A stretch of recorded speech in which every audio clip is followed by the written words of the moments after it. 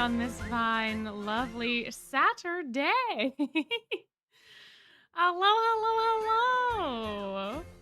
How we doing? I forgot to put the music all the way up, but that's fine. Hi, hello. How is everyone? How's your weekend doing? Did we do anything fun today? Tell me, please tell me, because I forgot to feed myself, so I'm going to be eating some noodles while we do small talk. How's it going? How's it going?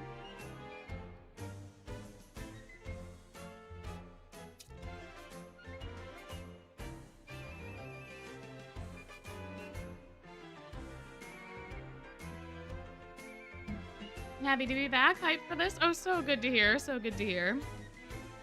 Oh, you thought Lilia was being a bit selfish at the beginning of book 7. Understand why he was living in RC. Oh, my. Oh, you're playing Sims again. Oh, that's exciting. That's a super fun time.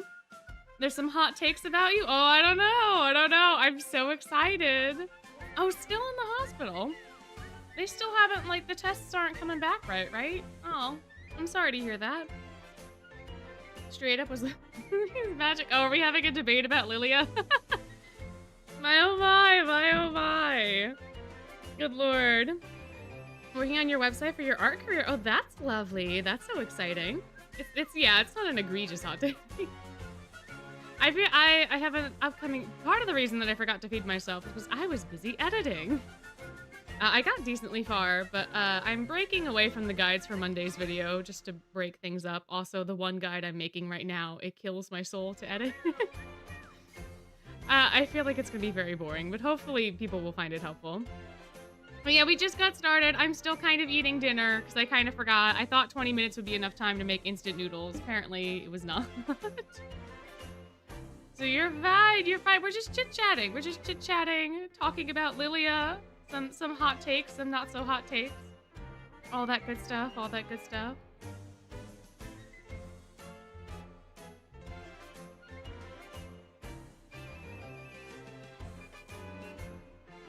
Oh, a whole nother week in the hospital. Oh, I feel for you there.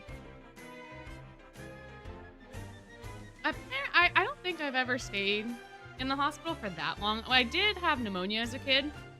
And then I had to stay in the hospital for a while. I thought that I was in the hospital for like 2 weeks to like a month.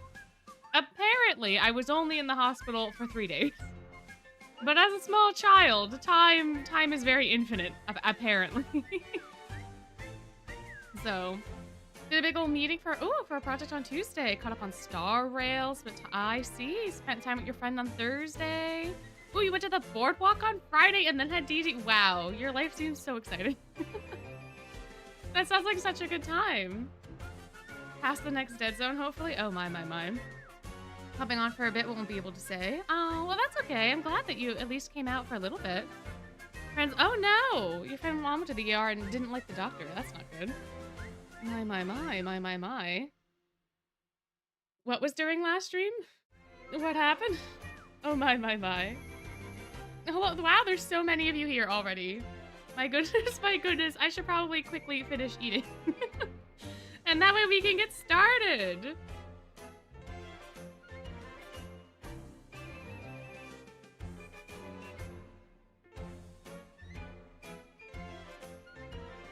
Desperately trying to finish the ramen.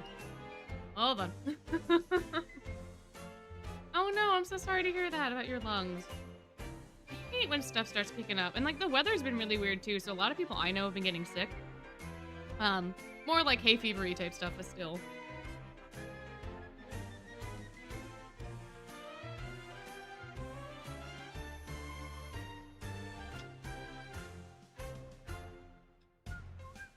Oh, you just asked Octave and L to do your homework for you? How much you had to pay them for that? What did you give to Azul? What did you pay Azul with? You hit your assignment in CCA? Yeah.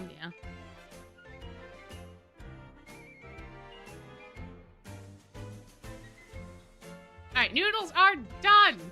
Noodles are done. Dinner is done. It is now then time for our symposium! Our fall symposium. It still says TWST edition. It is the fall Twist edition. Did not feel like remaking the screen. But here we are, here we are. We are gathered here today to celebrate the game that brought us all together. And, of course, to celebrate all of you. All of you guys make this channel possible. Like, we would not have any of the opportunities to do half of the stuff that we do if y'all weren't here. So, this is literally a celebration of you guys. Tonight, I shall be handing you the mic for all of your lovely videos and concepts that you have made, or at least some of our community members have made, for this very special presentation night.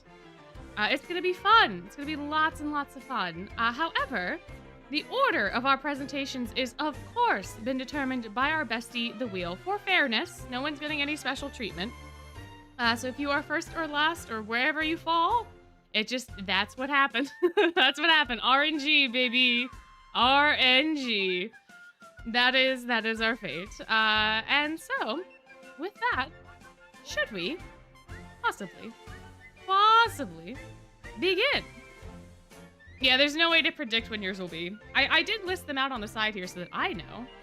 But our first contestant is, for presentation number 1, Sandwich! Give a round of applause to Sandwich, our lovely mod, who I do not think is here yet, so that's going to be exciting. But hey, Sandwich decided to submit something for the symposium, so here we are for Sandwich's presentation. Are y'all ready? Are y'all ready for Sandwich? Are we ready? Here we go. Who is Dr. Crowley? Hello? Oh no, it's doing the thing. Ladies and gentlemen, it is moderator Sandwich here, and for the video symposium, am looking into who is Dr. Crowley. Rather, who is Dr. Crowley referencing? Now, Dr. Crowley, from what we know, seems to be based off Diablo, or Maleficent's pet, given that the staff that he currently wields has a raven perched on top, similar to how Maleficent's pet is always perched on top of her staff. And of course, Crowley's staff has the word raven at the bottom. Now, another thing that's interesting is that Crowley looks to be more Fae-like, given his pointy ears, and of course his color hair and skin tone, which seems to be maybe a nod to Malleus, but we don't know. At this point, again, we are assuming. And yeah, there's a big theory out there, isn't there? Oh, Sandwich, you're here. Hi. You're just in time for your own presentation.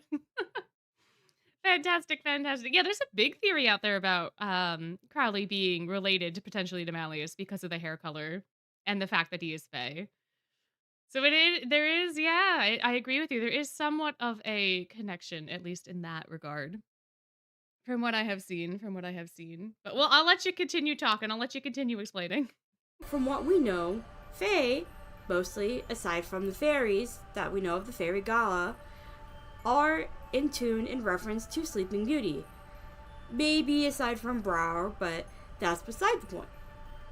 However, I do believe that there may be a better fit or better reference to Crowley in particular.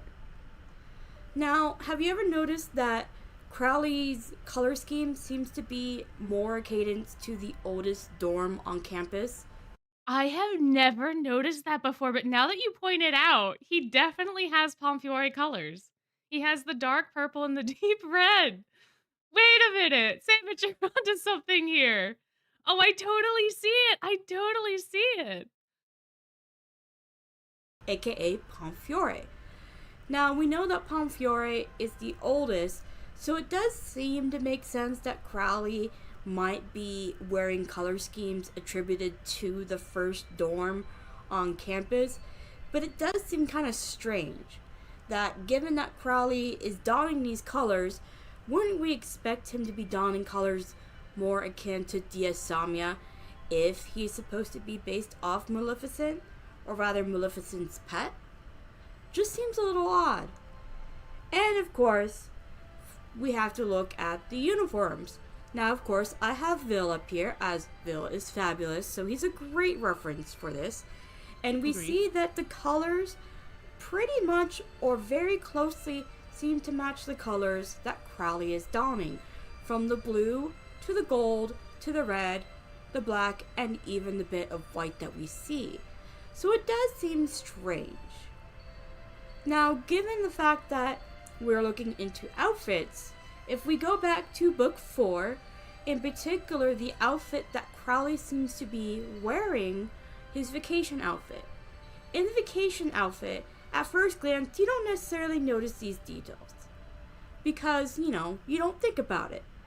But if we zoom in, like we have here, you see that Crowley on his shirt has a bird, whether that be a crow or raven. He has white flowers, and he has leaves and apples. Now we know that Crowley loves his apples, so that makes sense that he would be probably donning apples. But as far as the flowers go, it may, or may not, be a reference to Snow White, given the fact that at Snow White's wishing well, there's white flowers all around it. And of course there's leaves, but that's beside the point. You make a really good point, because I don't think I ever noticed that those were flowers before. And they look exactly like these little flowers that are on the wishing well. And we know he cares about the wishing well too. I think there's some point in time where he talks about like the courtyard and the well in particular, I think, which you may get into. You may actually get into that. I don't know. But yeah, I can't unsee it now. It works so well. You're connecting so many dots that I didn't think were possible. Also, someone pointed out he's not wearing socks, and I hate it. I never realized he wasn't wearing socks either, and I hate it so much. Oh, my feet are feeling feelings I don't want them to feel. Oh, I can just tell. I know what that feels like. I don't like it. I guess it's better than him having like flip-flops or something, but still, put some socks on, man. Anyway, continue, Sandwich, continue. So why would there be that detail on Crowley's shirt? Other than it being Hawaiian themed, makes sense. But given the fact that it's particularly white flowers with the apples and the leaves and the bird, seems like it could be a nod to Snow White. And of course, we do know that Crowley is associated with the magic mirror. The magic mirror, of course, being in Snow White, which the queen uses to do her stuff and asks for various things, being the fairest, who is the fairest of them all. And of course, if we look into Crowley's design further, his mask in particular, we know is a bird's mask, but the bird mask looks like a skull. And given what we know, Snow White, the bird in Snow White, Raven, as what Disney is calling that bird, always is perched on a skull. So it seems rather odd that Crowley's mask would have a skull design. Even though it is a bird skull, it seems rather strange in particular that his design for his mask is a skull in itself. Could he be more of a reference to Snow White? Could he be Snow White's bird? It's hard to say. This is fascinating. I am not a Snow White fan, so I do not know very much about the movie. But if the bird is perching on a skull, and Crowley's got a skull mask, and someone else mentioned too that like in the vacation outfit, wherever that is, it's not. Oh, it's there. It is. It's like it's not gonna let me go back. Snow White's dress also has this like shade of yellow. It's still very, very yellow. All these pieces are coming together. Sandwich, you have provided such good evidence. I'm convinced. I'm not even done. I'm convinced. I'm so convinced. Yeah, blue, red, and gold. And that is Crowley, right? He's got the blue, he's got the red, he's got the gold, and then he's got the yellow vacation shirt. Yeah, and the crow is perched on the apple as well in his vacation. Hold on, there it is. He's perched on the apple, like a little logo over there. It's fantastic details, but it's all coming together. It's all making a ton of sense. And we're okay around here, and then we'll just go through there. It's hard to say. Now we know that Crowley has shown particular interest in Fiore and of course to extension Vil, but Vil in particular has not shown any sympathy for him. Rather, just doesn't necessarily give a damn, just sees him as another member of staff. As for Rook, Rook is the only one who seems to have no particular disdain for Crowley, and of course, given in the one event, the bridal event, he actually goes and writes a poem for our lovely head mage. So, while there may not be a direct correlation to Pomfiore, there may be something that alludes there and why Crowley seems to be interested in Pomfiore. However, my final thoughts is Crowley does seem to have some strong ties to Pomfiore, and it may or may not be that he is a reference to the Queen's pet raven. But given what we know at this current point in time, it is hard to say, because at this point in time, we still don't know much about Crowley himself. There is so much air of mystery, there's so many theories that we could talk about, but I thought I would go into the potential reference that Crowley may or may not be. Who knows, he could be a mishmash of both the birds, or he could just be an allude to all the birds in Disney. Anyway guys, thank you for watching. Please like the stream. Give Silver a big love. If I'm not in, for some reason, if I'm not in the chat or the stream, you guys can give me love too. Whether or not I show up, I'm sorry. But anyway guys, I love you. I will be in the Discord, and until then, night's blessings. Aw, Sandwich, this was so good. This is so good. Thank you so much. Yeah, you are here. You did make it in time. You did.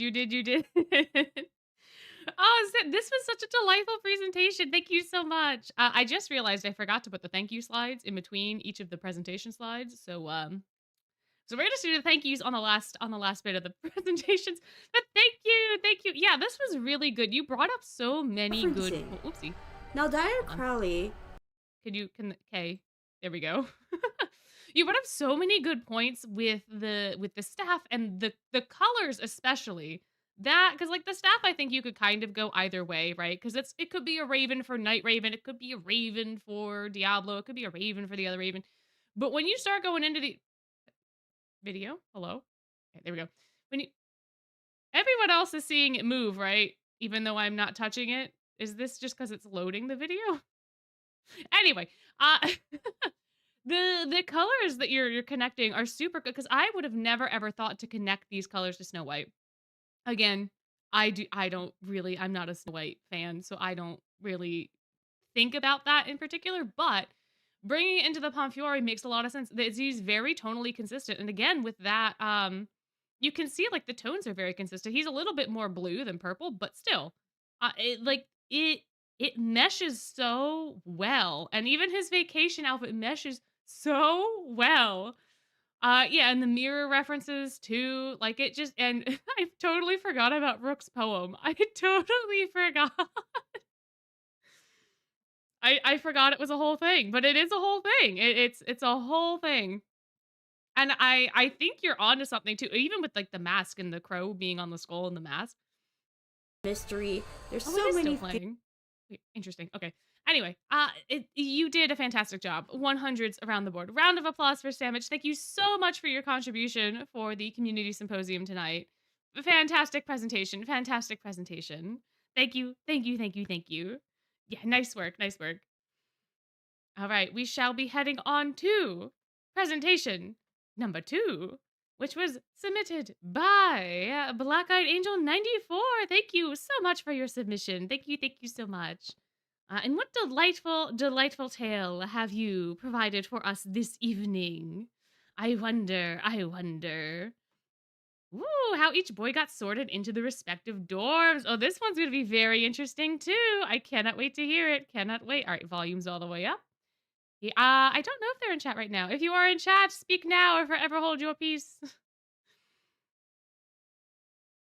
I suppose they are not here. Maybe they will be here later. Perhaps, perhaps. Perhaps, perhaps. But we shall all enjoy their work, regardless.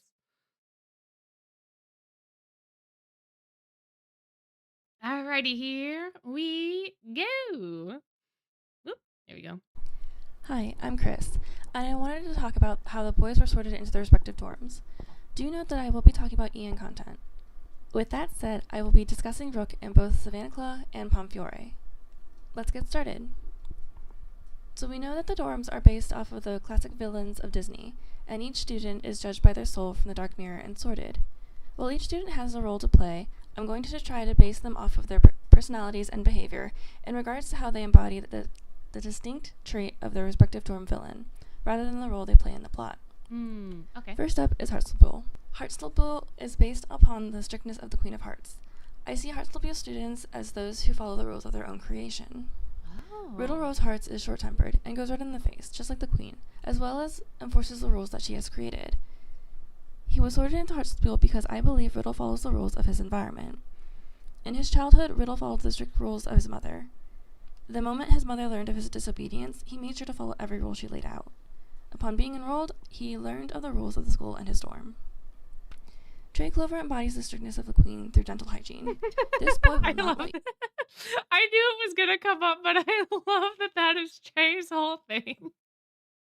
I really like this approach though, because I never would have thought about the like types of rules that everyone follows, like everyone having their own moral code, but having that code kind of be so strong that they would resonate with the Queen of Hearts is fascinating to me, because I always thought about it in like Riddle's specific case. But this is a very good line of thinking, and I can't help but just take a moment to laugh, because every time I see this groovy art, it's just so funny. But yeah, no, I you are definitely onto something. You definitely have a very good line of thinking here. You rest until you brush your teeth after... Hold on, let me put Trey it back Clover a little. embodies the strictness of the Queen through dental hygiene. This boy will not let you rest until you brush your teeth after eating, especially after eating sweets. He also has toothbrushes for different parts of his mouth. Cater Diamond follows the rules of social media. He is constantly on his phone, posting and checking to see how many likes his post gets. Alternatively, he also follows the rule of, but is it cute? A Diamond household motto. Deuce Spade was a little harder to pin down, but I think he follows the strictness of his personas. I believe Deuce didn't have a bad childhood, and I think he just decided to be a delinquent, so with that, he wanted to be a typical bad boy. But when he saw his mother crying about his behavior, he wanted to change and become an honor student, so now he tries to follow the rules of an honor student. Ace Trapola was harder to find how he embodied the strictness of the Queen of Hearts. Ace is a jerk, kind of like how the Queen of Hearts is a little unreasonable. But I think why he was placed in art school is because he follows the lawlessness of Wonderland. He doesn't really follow anyone or anything. He just does his own thing. Savannah is up next. Sorry to go back. I was really wondering how Ace was going to fall in line with that, but that is a very interesting theory that he ended up there because he is so lawless and because he fits that side of Wonderland. That is kind of why. Yeah, that's a very fascinating. Also, I totally forgot about the but is it cute rule for Cater. R.I.P. Cater. I mean, it's a very good rule for social media as well. I feel like cute things tend to trend pretty well, right? At least I like to look at cute things. I also realized I'm in the way of everybody's of everybody's photos. Oh no, hold on. There we go. Oops, I kind of forgot I was sitting down there. Oh no, that means I was blocking the Zoom. No, where is he? Where's he at? Also, Trey just being the dental freak and that being it, peak. I love that so much. So much. But yeah, no, all of these make sense. And I think that also makes sense for Ace. I agree with you that he would be very, very hard to pin down For sure, for sure. But him being the spirit of the lawlessness of Wonderland fits very, very well. Fits very, very, very well. Is because he follows the lawlessness of Wonderland. He doesn't really follow anyone or anything. He just does his own thing. Savannah Claw is up next. Savannah Claw is the persistent spirit of the King of Beast. It's been stated that Savannah Claw students are athletic types, people who like to work out and fight, and it seems mainly beastmen. Leona Kingscolor, like Scar, is the second prince and has a scar on his left eye. Leona embodies Scar because he isn't afraid to get dirty. He's comfortable using people and underhanded tricks to get what he wants. He's also charismatic like Scar. He knows exactly what to say to get people on his side. Leona is a clever lion who is a tactician and strategist. His signature spell can also be symbolic in the way that when Scar was a ruler of Pride Rock, the savannah was a wasteland. It was nothing but dust. No food or water to be had. Rugibuchi is a hyena beastman that is nimble and agile. He's a scrappy little guy. Like Leona, he isn't afraid to use others for his own benefit, like how Scar uses Simba to kill Mufasa and uses the hyenas. Jack Howell is a boy who likes to work out and fight you to determine if you're worthy. Arguably, he could have been sorted into Heart School because of his strict fitness routine, but he's here in Savannah Claw because he's very persistent during track and field and with himself. He always wants to improve something, his time on the track, and his stamina/duration in his signature spell. Rook Hunt is a proficient hunter. Originally sorted. Oh, I forgot that Hook was originally sorted into. I completely forgot that Rook was here.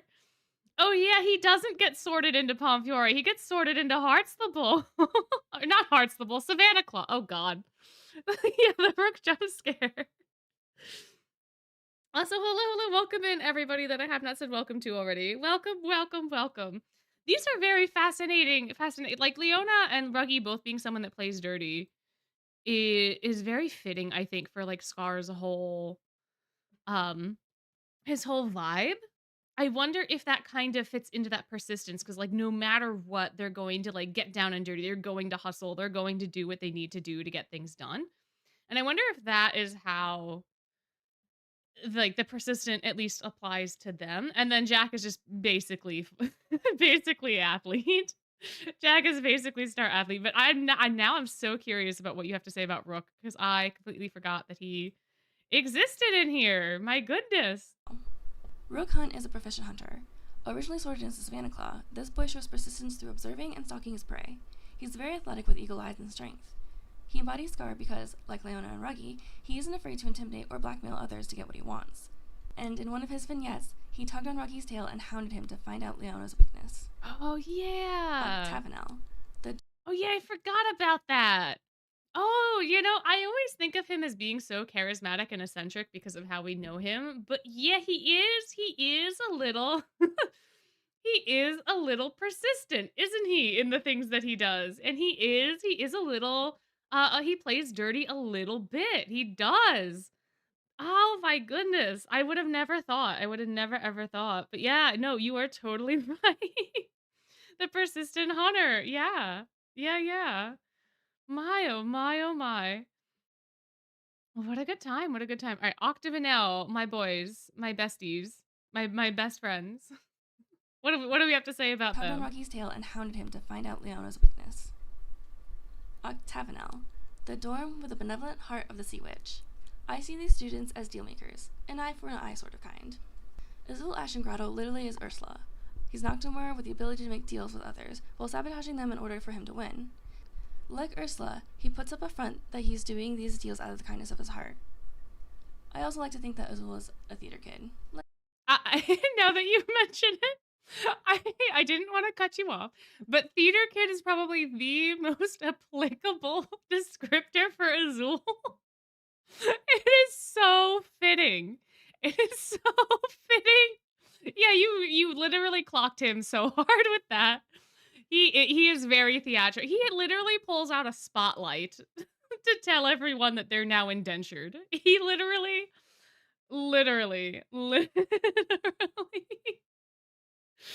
10 stars. 10 stars. A theater kid, like how Ursula was dramatic. Jade Leach will respectfully give back what he takes. During Trey's labware vignette, Jade asks for strawberries as Floyd ate them. To return Trey's favor of using strawberries, he procured a strawberry tart from a popular bakery and stated that he isn't afraid to make others give back what they've stolen, even his own family, as he made Floyd get the tart. Floyd Leach embodies the benevolent heart of the Sea Witch through his moods. If he's in a good mood, generally things are okay, like Ursula helping you out. But if he's in a bad mood, you better watch out, like Ursula's wrath when things don't go as she plans. Interesting. Oh, that's a very interesting way to phrase, phrase Floyd. Is that what I am looking for in the sentence I am trying to speak? That is actually a very interesting rationale for him. I would have never have connected his moods in that way. But I do think that works quite well, because like good could even his great moods could be more representative of Ursula's like theatric persona, and then the bad moods could be more accurate to like the actual underlying motivations that she has most of the time, like her evilness. But that is a very, very good way to connect him to the dorm. For sure. I never really thought about it. Jade seems very, very obvious now that you pointed it out, his give and take. That he does have that vibe. And obviously, Azul, 100% theater kid. But this is very interesting. I like this a lot. Okay, like Ursula helping you out. But if he's in a bad mood, you better watch out, like Ursula's wrath when things don't go as she plans. Scarabia is a dorm that has students who embody the mindfulness of the Sorcerer of the Sands. I see these students as planners. Kaleem Alasim is a boy who likes to plan parties and have fun. He's mindful of others because he's relatable and compassionate, albeit a little pushy. Like Jafar, he has the means to get what he wants, his family's money. He will toss that around if it means that he can get that elephant, that outfit, that rare expensive apple, whatever. Jamil Viper is a mindful boy because he takes on the caretaker role. Jafar is the Sultan's vizier, the advisor.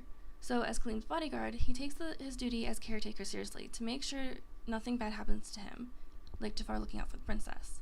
Jamil is also a manipulator and cautious planner. Similar to how Jafar used Aladdin to get the lamp and controlled the Sultan with the staff, Jamil is also willing to use others and take advantage of their naivety for his own benefits, as we can see in Gloria's Masquerade when he's using the other students' magic to run away, and in Book 4, using Yu and Grimm to help in his schemes.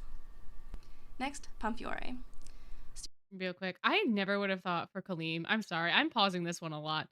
But you're making so many good points. I never really connected mindfulness to the planning aspect, but Kaleem being the party planner, that fits so well. And then like so Kaleem's the party planner, and then Jamil's like the actual planner. Jamil takes care of literally everything else, and Kaleem he just plans the parties. But he is compassionate, and he is, I think, relatable. Although I would argue he is not nearly as aware, for sure. But I do agree with your reasonings for both of them.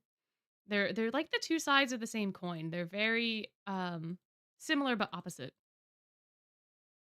Very, very interesting. Very, very interesting. Next, Pomfiore. Students of the Storm are said to be beautiful and full of models, as well as know how to make the best potions and curses. They have the tenacity of the fairest queen. Vil Schoenheit is a beautiful boy, that is, an actor and a model. He focuses on physical beauty. Vil makes sure that his face is always in perfect condition. He's also known to make his own concoctions, like smoothies and skincare products. Similar to Jack, I think Vil could arguably be in Heartsteel for his strict skincare routine. He's also a proficient curse user, as his signature spell literally curses and poisons things. It's said that to be Pomfiore's house warden, you need to create the most potent poison, and that fits Vil. Ebbo Felmir finds beauty in happiness. You did not! You did not! Why is he here? Why is he here? Oh, I love it! I was going to say something a little bit more insightful about Vil and agree with you on something, and now I completely forgot what that was. Oh, I love it. Oh my god. And that fits Vil. Ebbo Felmir finds beauty in manliness. Ebbo has always wanted to be stronger, taller, and more masculine. He's not a fan of his petite and feminine stature. While he doesn't think he belongs in Pomfiore, his obsession with being a tough guy places him in that dorm because that's his version of beauty. He also wants to help the farming industry / agriculture through chemistry and biotechnology, a Pomfiore staple, being proficient in potionology. Rook Hunt transferred to Pomfiore after wanting to understand beauty better and to watch Vil's beauty in real time. Rook finds beauty in everything, He also seems rather adequate in potionology, as he's part of the science club, and his potions are sometimes featured in Phil's club. Oh, Ignihide yeah. is up next. The sixth storm is based on the diligence of the king of the underworld. They're known to be reserved and quiet, tech-savvy, and gamers. Idiot Shroud is a pro-gamer and hacker-coder. While he can be a pretentious boy, as he lets others do the work for him, like using his tablet instead of being there in person and sending out Ortho, like Pain and Panic, he does actually see his plans to the very end, like when creating Ortho, finishing his projects in book 7. Like Hades, he has flame hair that reflects his emotions, and is tied to a duty that he doesn't want. Ortho Shroud embodies the diligence of Hades. I am so sorry, but I just noticed something in Edia's card, and now I can't unsee it. All of your points are very, very valid, and pretentious was also is also kind of taking me out of it. Oh man, you clocked both Edia and Azul almost immediately. But did anyone else ever notice that the code behind him, like the little like the ones and zeros, the binary that's in the background, is literally making up ghosts? Like it's literally making the shape of ghosts. I never even noticed that. But it's literally souls. It's souls in binary. I'm so sorry. It has nothing to do with anything that you said. Well, I guess it kind of connects him more to Hades in the pro gamer aspect, but I just noticed that. I just noticed that. My goodness, my goodness. He doesn't want. Ortho Shroud embodies the diligence of Hades by nagging his brother to get him outside and touch grass. On a serious note, Ortho, like Hades, is willing to destroy everything to get what he wants, like in Book 6 when he wanted to reset the world, and when he threatened to blow up the school to get his brother out during the Phantom Bride event. And finally, design. Wait, no, you were right. I never fully understood what Ortho connected to for Hades because I always saw Edia as just like the Hades connector. But yeah, you're right. His destructive nature is kind of wild, no? And Hades also has that, which you said very eloquently. But yeah, I never thought about it. But that makes so much more sense to me because I always thought that he was more of a Hercules tie in because of the more like outgoing nature that he has. However, he did try to destroy the world. He did try to destroy NRC. He did he's very destructive. Yeah, and then he gets away with it by being cute. Exactly. But yeah, that is so insightful. Thank you because I personally had no idea what he was connecting to at all. But this makes so much sense. And finally, Diasomnia. Characterized by proficient magic users and unique people, these students embody the noble spirit of the Thorn Fairy. They also may have some sort of fey relation. Truthfully, I don't know much about this storm or Maleficent, but here we go. Malleus Draconia is one of the top 5 mages in Twisted Wonderland. He is extremely powerful and feared. Unfortunately, like Maleficent, it seems that Malleus does not get invited very often. Malleus can also turn into a dragon. While Lilia Van Rouge received his invite to NRC before this, Lilia has shown an obsession to find an answer to something for years, how to hatch a dragon, aka Malleus, like how Maleficent spent 16 years looking for Aurora. Silver is similar to Maleficent because, while she has creatures of the night helping her, Silver has an unofficial army of daytime woodland creatures who are ready to help him whenever he needs, like in Book 7 when the woodland creatures attack the Silver Owls, and during Silver's Labware vignette, how a bunny and bird helped him find the Dawnweed ingredient. Sebek Zigvold is similar to Maleficent because he does not tolerate disrespect. Those are my reasonings for why. How dare you disrespect Malleus? How dare... Oh man, that is indeed little Becky. That is indeed Lily. Yeah, we can sit for little Becky. We can sit for little Becky. But I think for you, I think you said that you didn't know too much about Sleeping Beauty. I think you hit the nail on the head for all of them. Obviously, Malleus is very connected, but Lilia with the obsession makes so much sense because he was so invested in matching Malleus and finding those answers. And I think even now he's like still kind of obsessed with like making sure that Malleus is okay, making sure that Silver's going to be okay, making sure that they're learning everything that they need to. Like he still has that kind of that obsession, right? And then obviously Silver being tied to the little minions is really, really cute, given all of his forest critters. And then of course, Sebek. Maleficent is not tolerating any disrespect. Neither is Sebek. 10 stars. Good job. Does not tolerate disrespect. Those are my reasonings for why each boy has been placed in their respective dorms. If you feel like I missed something or misrepresented someone, please let me know in the comments or at me in Discord. Thanks for letting me participate in the symposium. Thank you so much for your delightful presentation. I loved this so much. I didn't ever really think too hard about how the boys got into their places. I think given that there is so much like meta understanding of of course they're like the huntsman guys in the Snow White dorm. Of course the eels are in the Little Mermaid dorm. But it really does make sense when you frame it like this, and your reasonings for all of it makes total sense as well. That there are specific things that are being looked for, and that if these are those things, then this is how everybody fits in. I think you stop. I think you no, go back to Ace. I think you hit the nail on the head for everybody. I do. It was such a delightful time. Such a delightful time.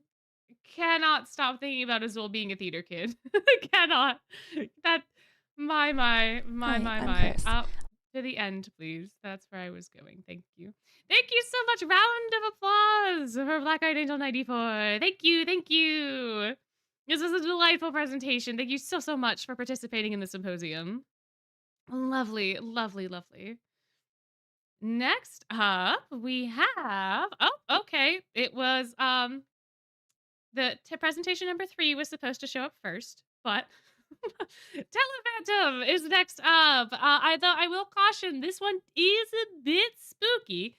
It has to do with SCPs, I believe. So there are some things in the ether. If you are not okay with the spoopies, you may listen along.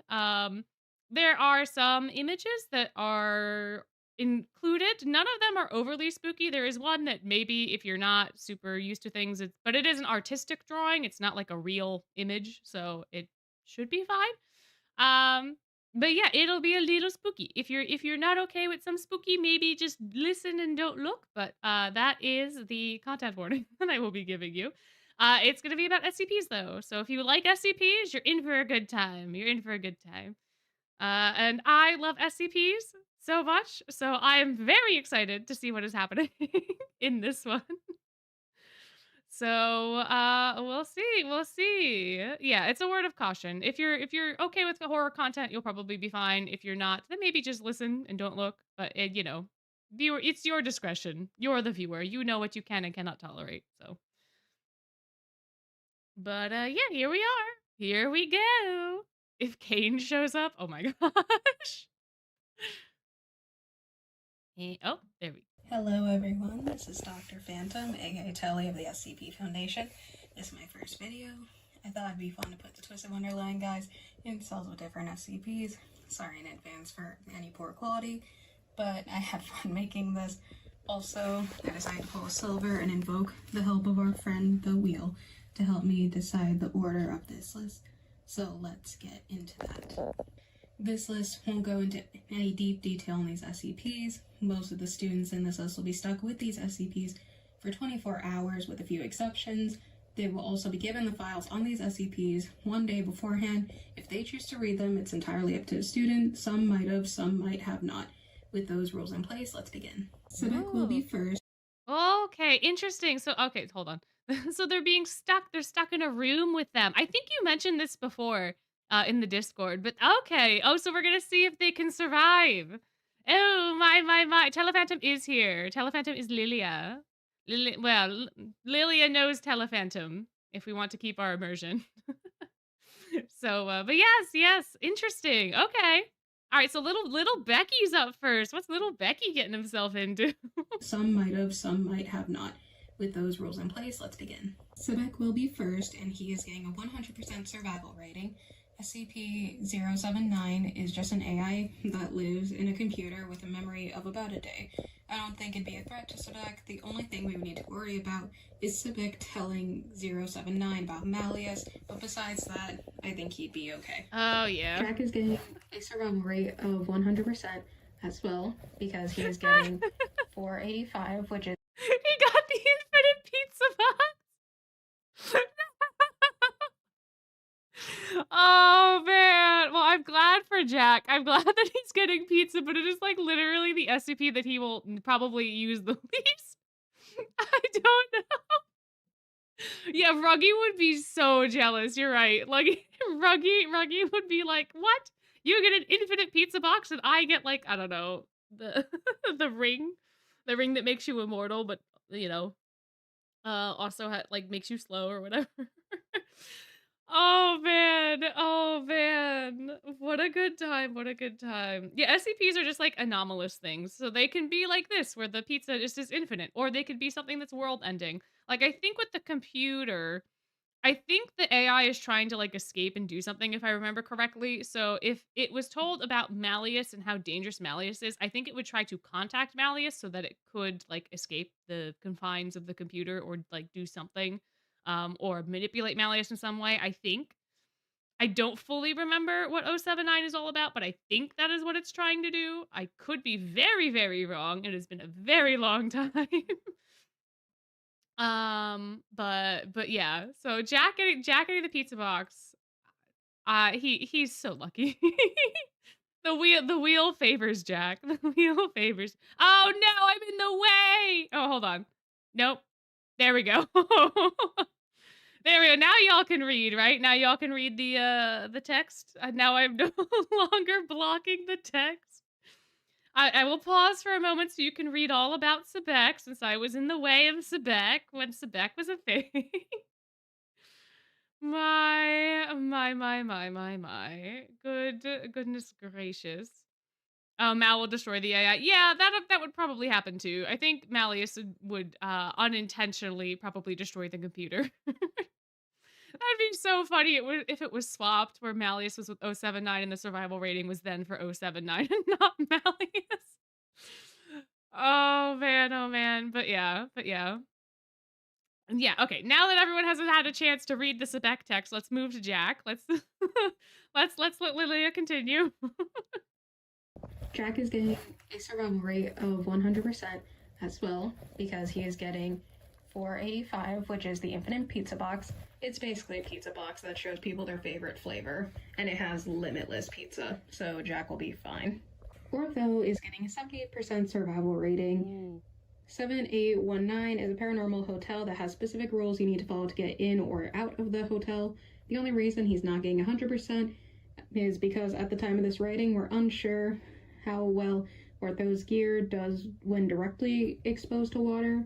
One of the steps to get out involves getting into a pool and getting out successfully. So I'm going to give Ortho a 30% for the possibility that he wouldn't be able to get out on his own. Rook is getting a survival rate of 0%. Oh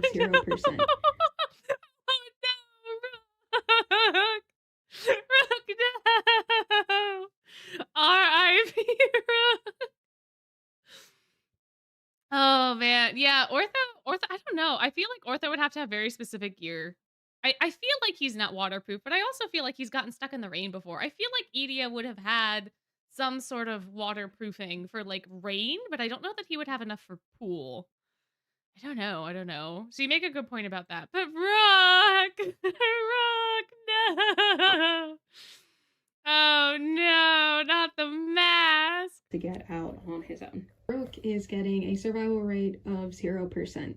035 is a theater mask that uses its charms to attract people to wear it. As soon as you wear it, you're doomed to death, because its acid will basically slowly kill the host that's wearing it. Rook, I fear, would fall for its deception and put it on, thus resulting in his untimely death. Sorry, Rook. R.I.P. Azul is receiving a No! 100%. You can't give him Mr. Dean! No! Do you know how much Azul is going to get into trouble with Mr. Deeds? No way! No, the wheel gave him the. I'm so shocked that our bestie, the wheel, would do this to us. Oh my gosh. Oh no. Oh my. Yeah, no. Azul is if Azul had the paperwork on him the day before, Azul made an entire spreadsheet of the stuff that he wants Mr. Deeds to do. Survival rate. He received 662, which is a supernatural handbell that can summon a butler who can do nearly anything named Mr. Deeds. I feel more bad for Mr. Deeds because he is probably going to have to do a lot of things for Azul while Azul has him in his clutches. Sorry, Mr. Deeds. We'll find some way to compensate you. Wait, he got it twice in the wheel? He got it twice? Oh my gosh! No way! No way, he got it twice! Good lord! Oh, Mr. Deeds! Oh, I am so sorry. It is really on brand. It is so on brand, but also, that is, it is insane. I agree with you, Albert. It is insane. Oh my gosh. Wild. Wild. Azul really did rig the wheel. He really did. There's no way. There's no way. Oh my gosh. All right, who's up next? Jade or Floyd? I want to know. Jamil is... Jamil, wait, why did we... Oh, have we not been going in dorm order? We've not been going in dorm order. I don't know why I expected the Tweels to be next. Sorry about that. Hold on. Let's back it up so you can start Jamil's section in earnest. Azul has him in his clutches. Sorry, Mr. Deeds. We'll find some way to compensate you. Jamil is unfortunately getting a 10% survival rate. He got saddled with 106, aka the Old Man. This entity is one of the most dangerous ones of these SCPs that any of the characters could have gotten. Assuming he doesn't burn to death with the acid-like liquid that this entity creates, then he'd probably get stuck in the maze-like pocket dimensions that this SCP creates to trap people.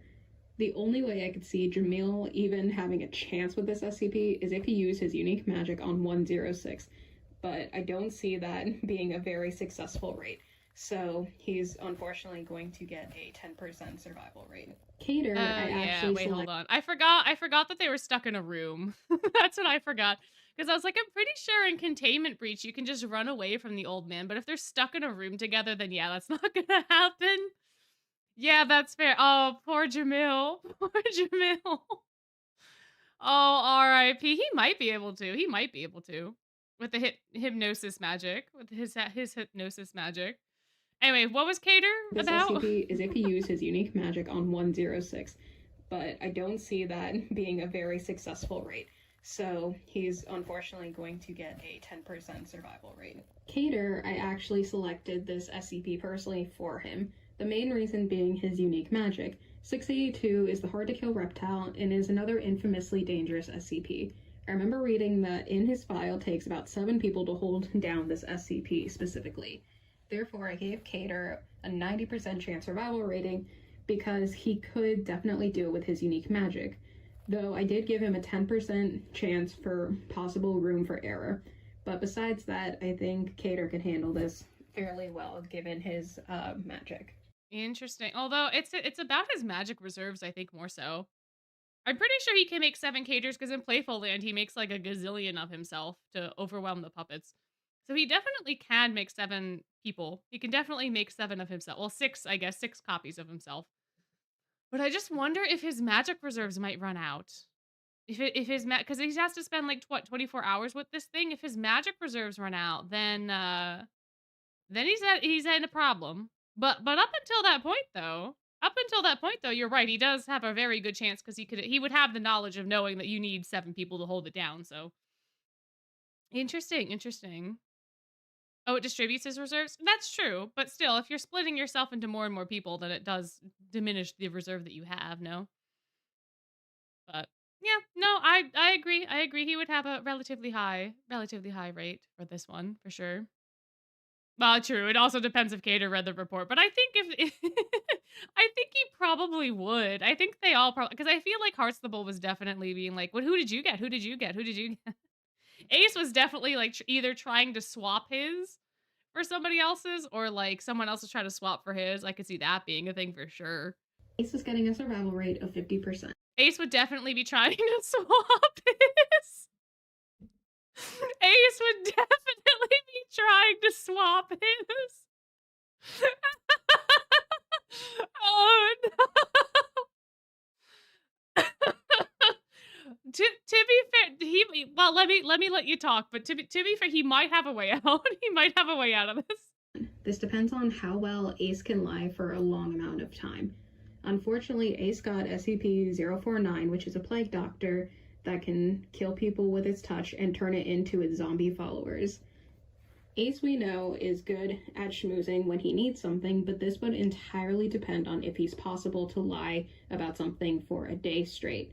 I feel like Ace could either do really well on this, or he could accidentally panic and fumble something up towards the end. It's really a 50-50% chance with Ace. Yeah, Freddy is going to get... That's what I was gonna say too. He can schmooze, but he usually ends up fumbling the schmooze at some point. So Ace will need to sleep eventually. Yeah, there's that too. I mean, he could stay up for like a whole day. He could. He probably could. But yeah, no, it really comes down to his schmoozery. It really does go down to his schmoozery because he has to convince 049 that he's also a doctor, right? Because that's the only time that 049 doesn't try to like kill people, I think. So if he can convince 049 that he's also a doctor and keep that going, I believe is the way that he does this, then he'd be fine. But if not, it's if you don't have the pestilence. But doesn't 049 decide if you have the pestilence or not? I'm pretty sure you have, like, 049, if you're not a doctor, I think that's when he assumes you have the pestilence. Like, cuz I say he, I don't know if there's like a specific gender for the entity, but I think 049 can determine that, right? So I think if you present yourself as a doctor versus a patient, then you're okay, maybe. But yeah, if Ace fumbles that, I'll convince him he's not infected. Exactly. Yeah, if you can convince him he's not infected, then yeah.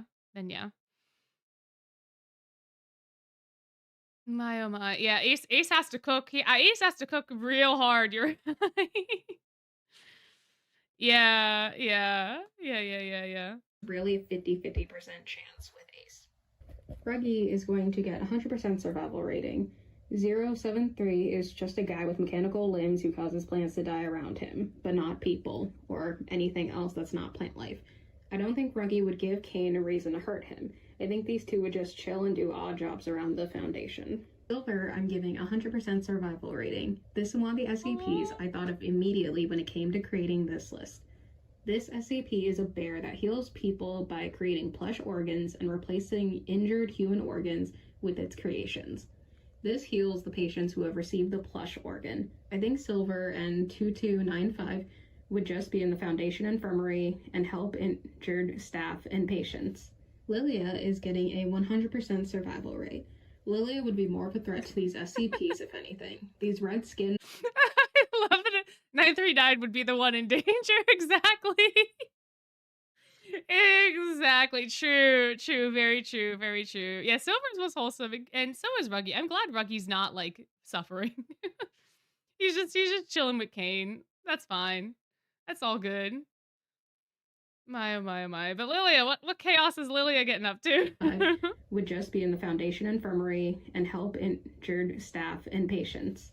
Lilia is getting a 100% survival rate. Lilia would be more of a threat to these SCPs, if anything. These red-skinned, blind dog-looking beasts are SCP-939. They have the ability to mimic voices of prior victims to lure people closer so they can eat them. Lilia has the advantage of being able to see and being a naturally sneaky person. I think he could just chill on the ceiling above them and be fine. Or slay them if he needed. He's an ex-war general. Peepa is definitely surviving this. Riddle is also getting a 100% on his survival rating. Riddle would have read the file he was given and known exactly what to do. Yep. I don't think this one needs much explaining. Riddle isn't stupid. Yep. If faced with 096, I personally believe he would just find another corner of the room, look away from the SCP, and wait it out. Yep. I didn't expect this many 100% survival ratings on this list. Bill gets the coffee machine! Bill gets the coffee machine! No! Bill needs coffee, doesn't he? Because of the caffeine? No way! No! Oh, wait. The coffee machine lets you get anything, not just coffee. The coffee machine is basically his special magic in a way. Because he can transmutate any liquid to do like whatever he wants it to do, right? So the coffee machine could just is similar because the coffee machine can give you any liquid you want, right? Wow! Oh my gosh! Good lord! A lot of people are just getting off easy. Who's the poor beam with 10% survival? Jamil. Jamil's the only one that got hit. Not the only one, but I think he's the one that I remember. He's got such a bad hand at everyone else. Everyone else. Oh man, oh man, oh man. But here, Vil is getting another perfect score on this survival rating with 100%.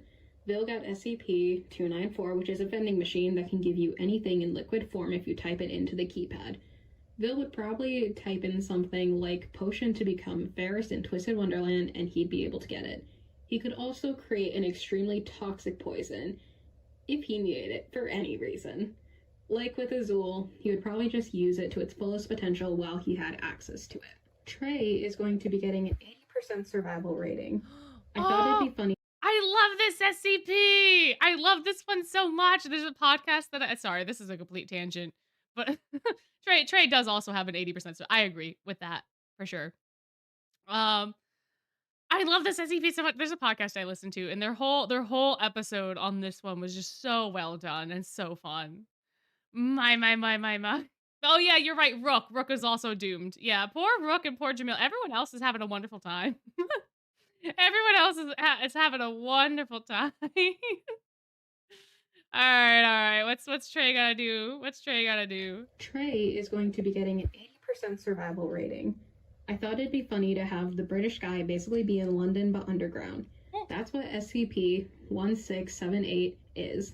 It's just an underground London that's been abandoned except for a few entities, aka Un-London, and a personal favorite of mine. To keep this short, the only ones Trey would need to worry about are the Bobbies, aka police-like entities that roam around the city. However, I believe that Trey could definitely use his magic to fend them off, or hide in buildings for the 24 hours he's stuck in there. I gave him an 80% survival chance, since I do think there is still a chance he could be caught by them. But knowing Trey and his experience at NRC, I think he would make it out okay.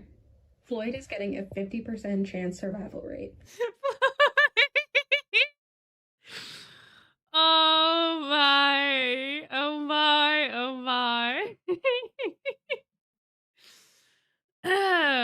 Interesting. Well, I'll let you cook. When he originally got this SCP, I knew I had to keep it paired with him. 173 is a statue that moves each time the person viewing it blinks. If you do not keep your eyes on it, it'll snap your neck like a Kit Kat. The reason I'm not using the most infamous picture associated with this SCP is because the community stole the pic from an artist and decided to stop using it a few years ago. So for the purposes of this video, I'm going to be using my rendition of the creature. Oh, I didn't know it was stolen. Oh, I had no idea it was stolen work. Oh my. Oh, well, your work is obviously fantastic, but wow, I didn't know that. Lovely drawing, of course. Back to Floyd. I think I'd only have him in there for around 15 minutes of cleaning. However, I honestly don't know if he'd be able to last that long. I think it'd really depend on his mood, which is infamously hard to predict. It's too tricky to predict how he's going to react to a situation like this, so I'm going to give him a coin flips chance at survival. Malleus is going to receive a 100% survival rating. He got the little guys. My goodness gracious. Diasomnia is having a grand old time so far. What did Sebek get at the beginning? Oh, he got the computer. He's just gonna talk about Malleus for 24 hours to the computer. Yeah, great. So forgot the teddy bear. Lily is just chilling on the ceiling and Malleus has these guys. Honestly, I think Malleus would be the one who's more considered a threat between him and instances of SCP-131. They're just cute little guys on little motorized wheels who just wander around the Foundation, who want love, attention, and some pats. I think Malleus would just bust them all out of the cell that they're currently in and just walk around. Maybe teach the little guys about gargoyles. Helene is getting a 70%. Wait, no, that would be so cute. That would be so cute. Oh my gosh, for Malleus just to be walking around the Foundation. They're like, how the hell did you get out of your cell? And he's like, what? I just opened the door. Meanwhile, the door's in smithereens and all the 131s are everywhere. He's like, what? I have to teach them about gargoyles. They don't know. Oh my gosh. Yeah, Malleus could go save Jamil, sure. Sure, he could try. He could try. Walk around. Maybe teach the little guys about gargoyles. Halim is getting a 70% survival rate on SCP-738. 738 is a desk with 2 chairs. If he sits in one of the chairs, he'll basically be met with the devil. He can then make a deal with the devil if he wants, and then they can negotiate the terms. I could see Kaleem making a deal for someone else like Jamil, and it costing him a heavy price that he doesn't realize in the moment of making the deal. Also, apparently, while I was looking up this SCP to get back into this video, it was actually tested on people who aren't that smart, so they can't wish for anything to help them escape the Foundation or do something potentially dangerous. And since we know that Kaleem isn't the smartest of the Twist boys, I'm gonna move on to the next entry. Leona's absolutely getting 100. Oh my gosh. You called it. You literally called it immediately. Yeah. 999. Oh my god. He needs 999. Leona needs 999. He doesn't know that he needs it, but he needs it. He definitely needs it. 100% survival rate. 999 is just a sweet little slime creature who brings happiness to everyone. I'm so glad Leona got this SCP. It's such a cute pairing. If I could give this SCP to everyone on the list, I would. It'd be super cute. Apple is going to receive a 95% survival rating. 1879 is an SCP that appears on someone's doorstep and tries to sell them things, aka the indoor salesman. Because of this, Apple would just need to wait in his house in Harveston for it to arrive. I believe with my whole heart that Apple would go full no-nonsense country boy on this salesman and wouldn't let him speak. You think he would let someone scam his precious Mima out of her hard-earned money and or apples? No thank you. I only gave him a 5% chance that he wouldn't be able to do this, but I have faith in Apple. Deuce is getting a 70%. Hold on.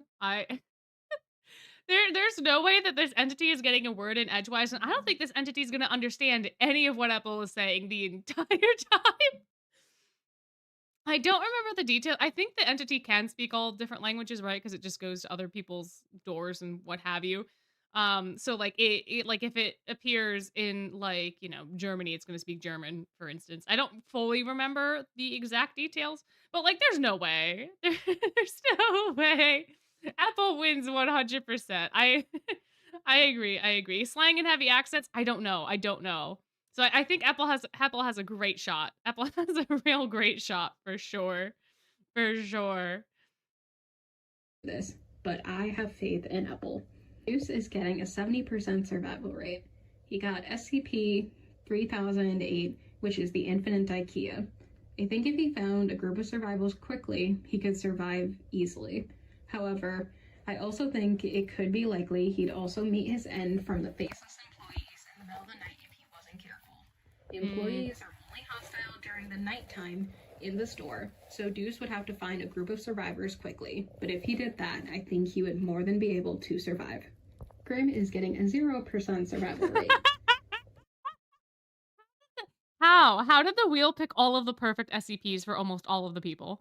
How did the wheel give him the candy bowl? How did the wheel give Azul Mr. Deeds twice and then Grim the candy bowl? Oh, Grim is way too cooked. Grim is not surviving. He's not surviving 5 minutes. He's not reading the file. He's not doing any of that. Yeah. I agree with you. 330 is a candy bowl that only lets people take 2 candies from it. If you take more, you lose both your hands. Grim has no self-control. Rest in peace, Grim. Jade, I gave SCP-823, aka the Carnival Horrors. There's too many paranormal things inside this carnival to even go over in this list. Like with his brother, I gave him a 50% chance of survival. I could see him easily going through the carnival unharmed, or I could see him somehow being tricked by the carnival into meeting his demise. There really is no in-between. Lastly is Edia, who is getting a 50% survival rate. Huh? When Edia got the Hanged King's Tragedy play, I nearly died of laughter. Edia having to perform in a play. Yeah, I had to keep this one. Yeah. Besides dying of embarrassment, though, the odds of the play actually resulting in the cast dying is random. Edia either performs it and nothing happens, or he dies at the end with the rest of the cast. It's honestly a 50-50 split and could go either way. But the idea of him being in a play was just so funny that I had to keep it. And with that said, this is the end of the list. Thank you all for listening, and I hope if you guys want to check out these SCPs on their own, to go read their wikis, as these authors are really cool. Thank you all so much for your time. Thank you so much for your presentation. It was so fun. Oh my god, I still cannot believe that Azul got Mr. Deeds. I have no words. I have no words. And poor Jamil is like the only. Jamil and Rook just got dealt a really bad hand. Everybody else was pretty 50-50 or pretty decent. But Rook and Jamil, oh, good lord. I do think that Jade probably has a very good... I wonder if Jade would scare the paranormal entities. That is the only thing that I am interested in. I feel like if Jade and Floyd's SCPs were swapped, then Jade would probably survive. There's no way Floyd would. Floyd doesn't give a flying fish. He is absolutely going to do all of the things he's not supposed to do in the carnival for sure. But Jade would survive the other thing. But I do think that this is a very interesting one for Jade because there is a case where he does try to go and do something he's not supposed to do just to see what will happen. So I feel like it fits him very well, this one. But yeah, and Edia having the play. Edia having the play. Yeah, you literally called Leota's right before we got there. I forget where is he? Where's the goop? Where's the goop? The goop's in here somewhere. There it is. But yeah. Yeah, and the candy bowl with Grim, my gosh. Oh, good lord. Poor baby boy. But thank you so much. This was so good. Round of applause. Thank you so much for your contribution to the presentation night. Thank you so much. It was so fun. Very, very delightful. Absolutely stunning. Now, I have a feeling that some of the other ones might reveal the names before the presentation numbers, because I don't remember which slides I copy and pasted. But we'll see. Everyone. Oh, hello again. Goodbye again. Presentation number 4. This is by Cecilia. Very lovely. Cannot wait to see what you have in store for us. Cannot wait. Let us see what you have. What is your creation for us this evening?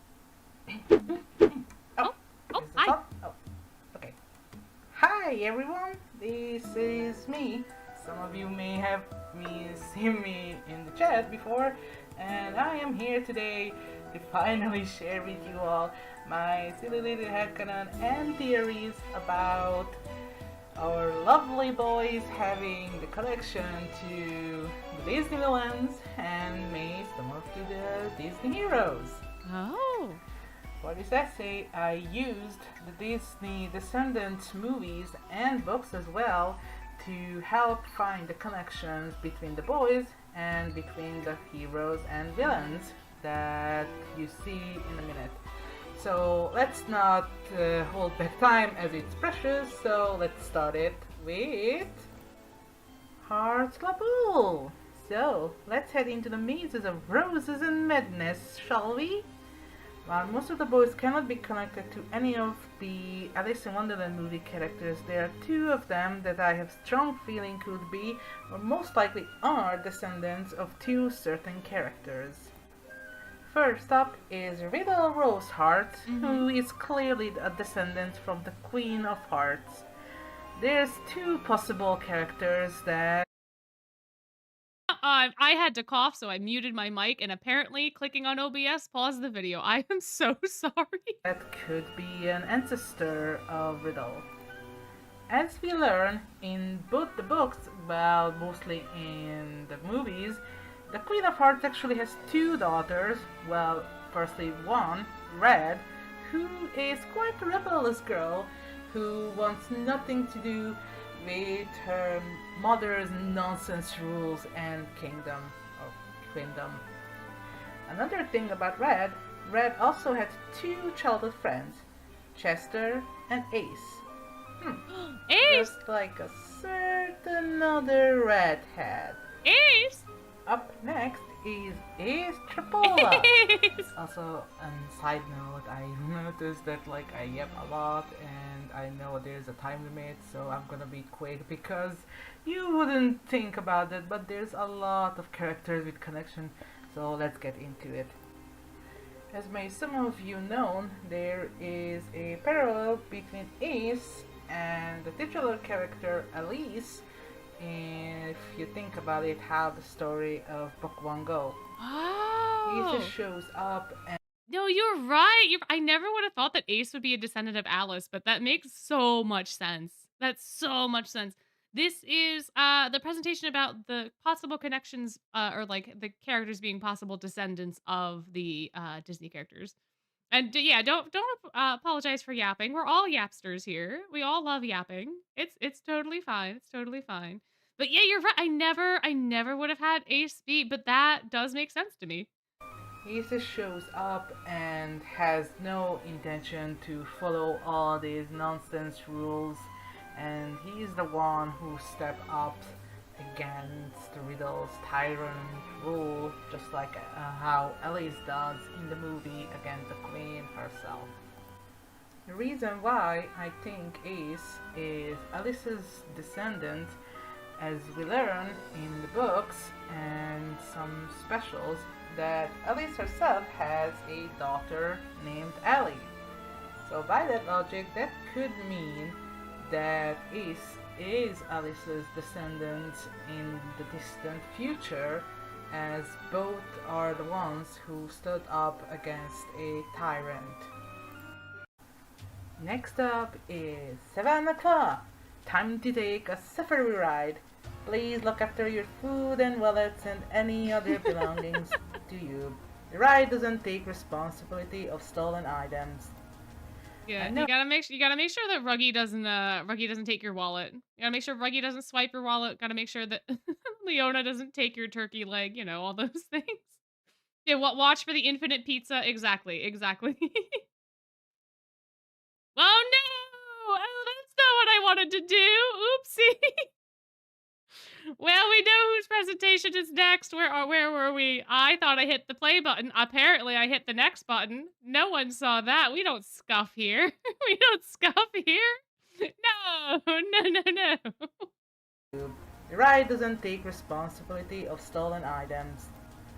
I know that this term should be one of the hardest ones to identify because, yes, in the Descendants timeline, there are no official descendants regarding any of the characters. However, there is another media that could help. First up is Leona King's Scholar. It should be obvious that Leona is supposed to be a descendant of Scar. But how? The closest descendant Scar has is a Leon that he chose as a cub as his descendant is named Kovu. Which indeed could be that he is Leona's ancestor. I am so happy you brought up Lion King 2. I am so happy you brought up Lion King 2. I loved Kofu as a child. Oh my gosh. Oh, good night. Good night. Thank you for coming and hanging out. Lovely seeing you here. But Kofu, I love Lion King 2, unironically as a small kid. I love the Lion King a lot, but I love Lion King 2 as well. Kovu is so great. Kovu is fantastic. I love Kovu so much.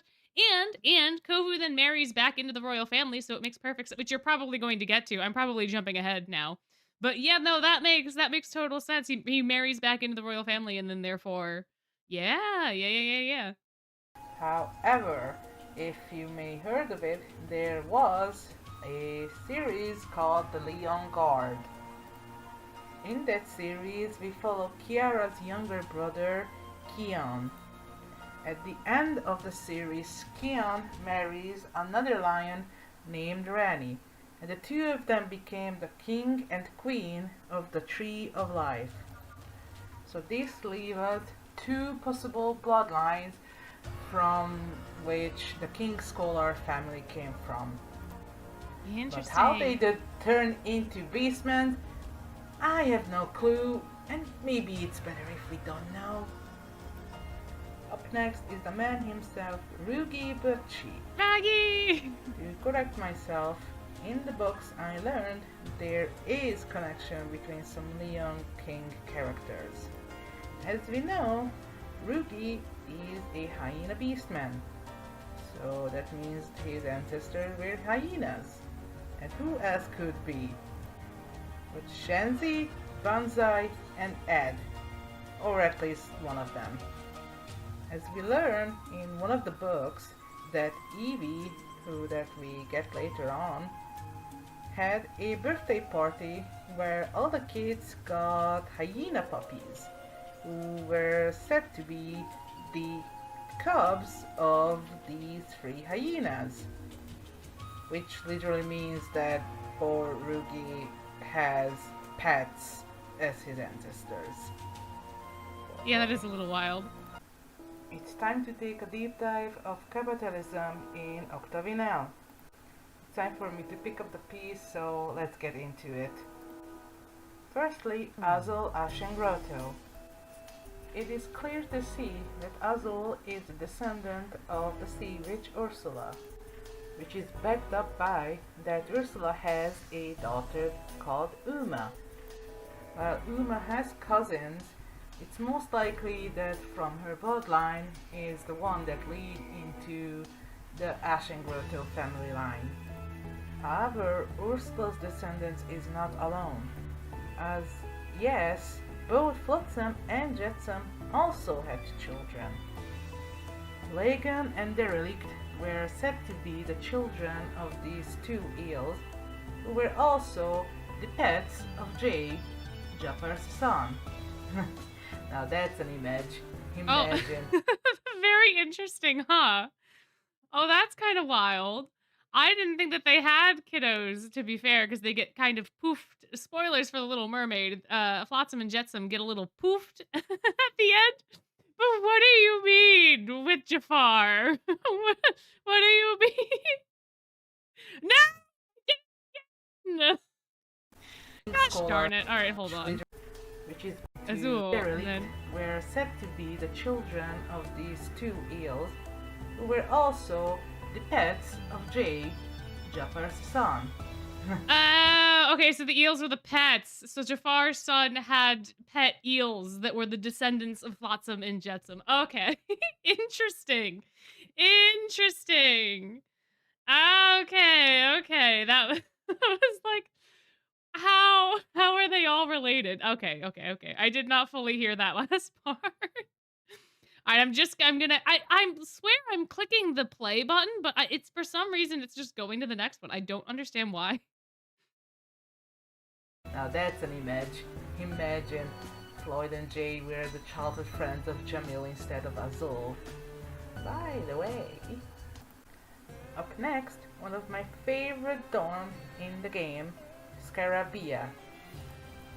To quickly get to topic, yes, Jafar has a son named Jay, who is most likely the ancestor of Jamil Viper. On a quick side note though, however, Jay has a cousin called Jade. No, not that Jade. Wait, what? Jade has a cousin named Jade? Oh no. Oh my. Interesting. Oh, okay. Alright, cool. Called Jade. No, not that Jade. Who is said to be the daughter of Jafar's sister. Yes, Jafar has a sister called... Okay, I was just about to ask that. Jafar has a sister? I had no idea he had a sister. Interesting. Sister called Nazira, who is most likely the inspiration for Najima in the game. Next up is Oh no, that would make so much more sense then as to why he has a sister. Oh, yeah, no, that does make. There's so many Jades. There's so many Jades. But yeah, oh, okay. That makes sense. That makes sense. That makes so much sense. Pomefiore, House of Poison and Beauty. As mentioned before, there is a character called Evie, who is Oh, Jay, I'm sorry. I thought Jade. I thought Jade because Jade popped up. My apologies. My apologies. is a character called Evie, who is the daughter of the evil queen. As we know, Will has a talent for chemistry, well, alchemy, and so does his ancestor Evie. Both of them grew up with idolizing beauty. In the books, even it said that Evie learned first to use makeup on herself before learning to talk. And to explain why Will wouldn't consider to be royalty nowadays in Twister Wonderland is because it is said that the Evil Queen's title as a royalty has been stripped, as well as that probably that Evie in the end didn't marry royalty but instead a commoner, specifically Dog, who is the son of Dopey. Oh my gosh! Wait, really? Wait, really? Oh, I thought. Oh no! You know what? I'm getting Evie confused with the Maleficent descendant lady. I'm getting them confused. My bad. I can't control the music. I can't control the music. I can't control the audio mixing. I can only make it like louder or not louder. But yeah, Maleficent has a descendant in the Descendant movies that I think does marry a prince. So I got very confused because I thought Evie was the one that married the prince, but no, Evie marries Dopey. Very interesting. Very interesting. Well, whatever floats your boat. Whatever floats your boat. A commoner, specifically Dog, who is the son of Dopey. Next up, the House of Ignihide. Please refrain from feeding the introverts. Thank you very much. Sure. This dorm is one of the easiest to find a connection, as in game, even said by Evie himself that the Shroud family is the descendant of Hades. Well, of course, not directly, but you know, it's easy to see. In the Descendants universe, it is stated that Hades has a son called Hades from an unnamed woman. So this means Hades is one of the first ancestors of the Shroud family. However, things are gonna be a bit complicated from now on. Oh, for Deosomnia, fair enough. But yeah, you're right, Nez. it is hard to not be a descendant of a Greek god. Although I think Hades in particular is probably, I guess, the toughest Greek god to be a descendant of. No, because he and Persephone are like super tight. Yeah, there's like basically no infidelity in that story. So Hades is definitely not like Zeus. For sure. Yeah. They're like, isn't there also like debate about whether or not they even had a kid? I don't remember. All of my Greek knowledge comes from the game Hades, which I love dearly. But I don't know if it is 100% accurate. I know there's certain myths that mention Aeson, and there's other myths that don't. So, but yeah. In general, though, being the descendant of a Greek god is not that hard. If we're throwing out generalities, then yes. Yes. Oh, toughest is Artemis. That's true. Fair enough. Yeah. But anyway. All right, let's see what Matt what do we have for DSL? This is so fascinating to me because I don't know anything about the Descendant series. I've only watched like YouTubers react to the Descendant movies, so I've never watched them myself or have like interacted with the extended media. So this is fascinating. This is very, very fascinating. Interesting. All right, so where's Deosomnia? Where do we got all our boys? You said it was gonna get complicated, so I'm assuming it's gonna get quite complicated. Ow, no! You saw that. You all saw that. I hit the play button. You are my witnesses. I hit the play button. You saw that happen. You saw the mouse on the play button. Oh, no, you can't because I'm kind of blocking it, but you saw that. You saw it. You all saw it. However, things are gonna be a bit complicated from now on. At last, but not least, the House of the Insomnia. Please stay with the group. Do not follow any green light, or if you hear any singing or humming, do not follow it. Thank you very much. I can say confidently that the fandom indeed agrees that Malleus Draconia is the descendant of Maleficent. As known in the Descendant series, Maleficent has a daughter called Mal, and this is where the complication comes in. As Mal's father is Hades, Oh, no. which means not only Malleus is Fae, but part god. And also this means Malleus and Edea is related in some distant way. That's gonna be an awkward Oh my family God. reunion meeting. You know what I mean. Thank you for listening to my video essay about the possible family trees of the Twister Wonderland characters. I do still have some other characters that sadly cannot fit in the video, that I gladly share with you all if you're interested. Thank you for listening. Goodbye! Oh my gosh, thank you so much. This was very interesting. Because again, I don't know that much about a Descendants, and the curveball that Malleus is related to Edea, if it be true. Yeah, given how ancient both the lineages are, that's fair enough. To be fair. But also, what did somebody else say? That explains Sebek's reverence even more. Exactly. Because he's quite literally part god then. Wow. Well, yet, okay, if you want to get technical about it, then yes, technically all humans are related in some fashion because we all had to come from somewhere. But, but yeah, the fact I feel like this is just so funny. I had no idea that the daughter was between Hades and Maleficent. Oh, I just knew that she married a prince. I didn't know about that. Oh my. Yeah, this was very entertaining. Thank you so much. Thank you so much for your submission. I'm sorry there was so much technical difficulty during it. My goodness. But thank you. Thank you so much. Thank you. Yeah, you really cooked. It was very, very good. I'm now curious about the other ones, about all the other Descendants that you had in mind. Perhaps a future symposium. Perhaps. But thank you. Very delightful. Round of applause.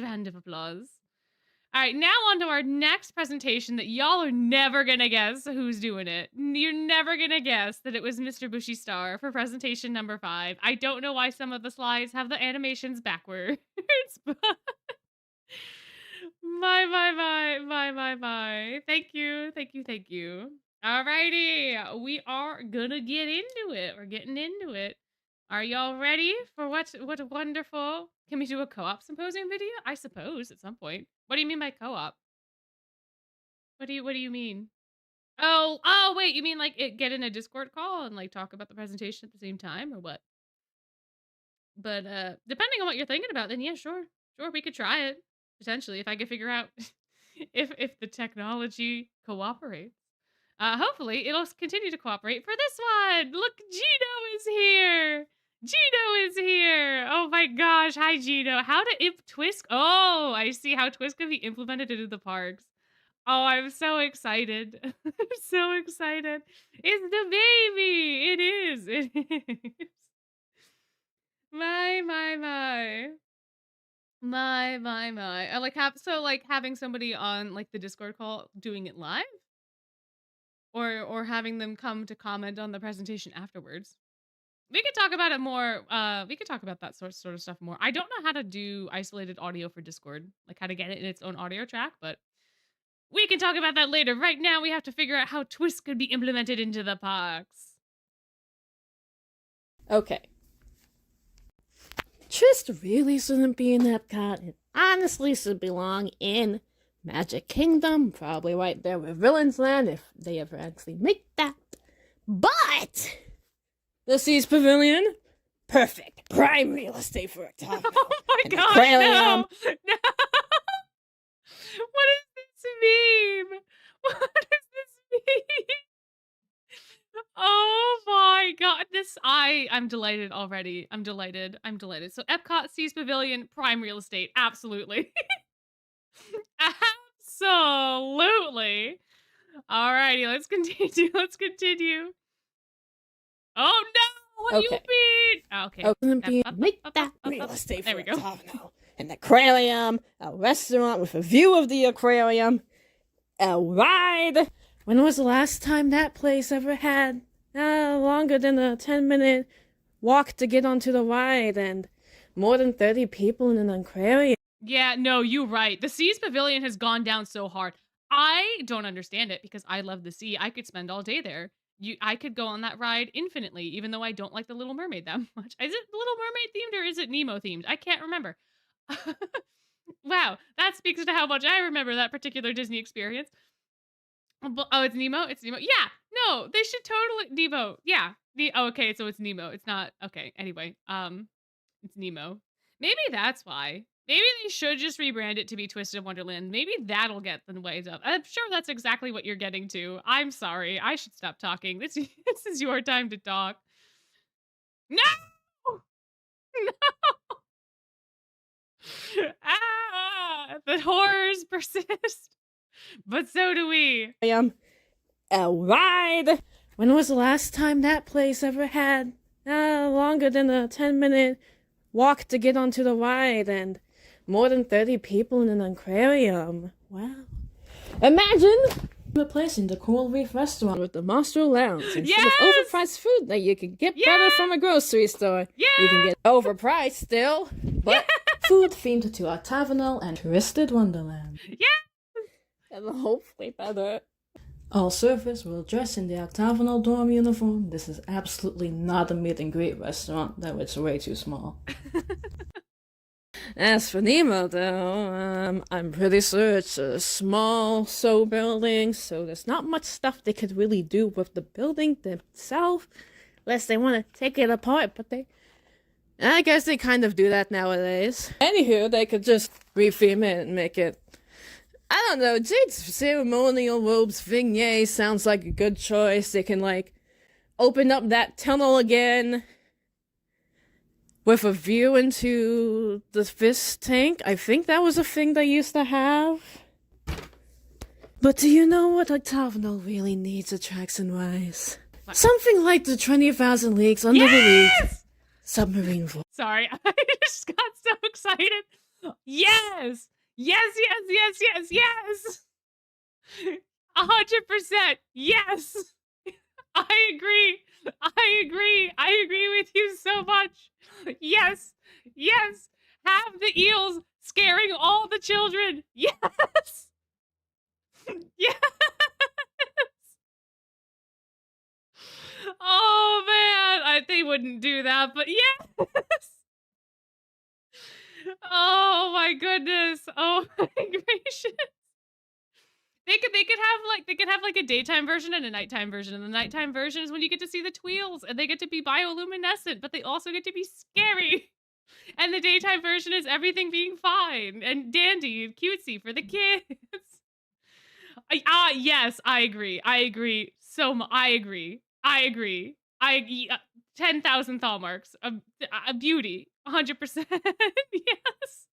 Yes. I've determined that probably the best thing for this would honestly be the Octagonal Dreams, for they're all underwater from most of it. We embark on a bubble as we are dragged down below, finding ourselves in a sunken ship, being hunted by something. It's a Florida animatronic. I feel like he should just chase us into a bunch of nonsensical scene transitions until we get to Jade's dream.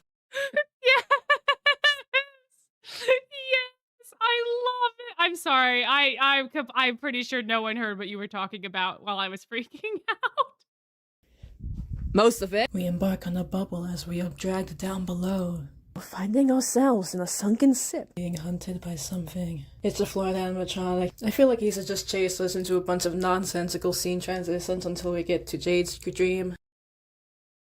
Yes, underwater volcanoes, underwater cave exploration. As we, narrowly evade, scorching, blazing hot water blasting out of something. The scene transition out of that is definitely just gonna be the boiling water just squirting right into our faces.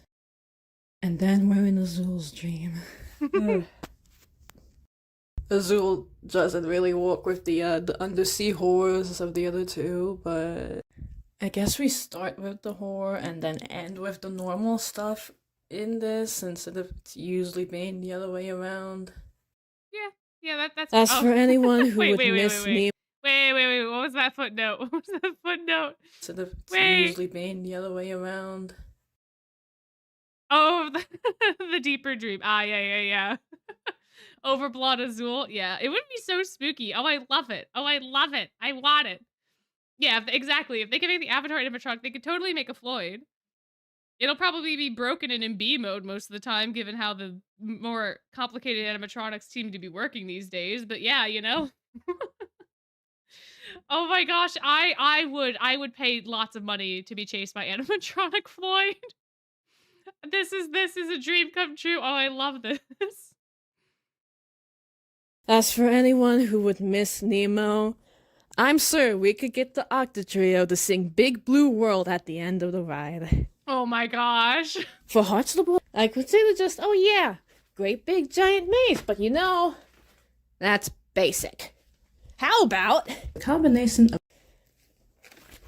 the Kuka ride system, like at Epic Universe's Monsters Unchained, The Frankenstein Experiment, and track lists such as Disney Hong Kong's Mystic Manor.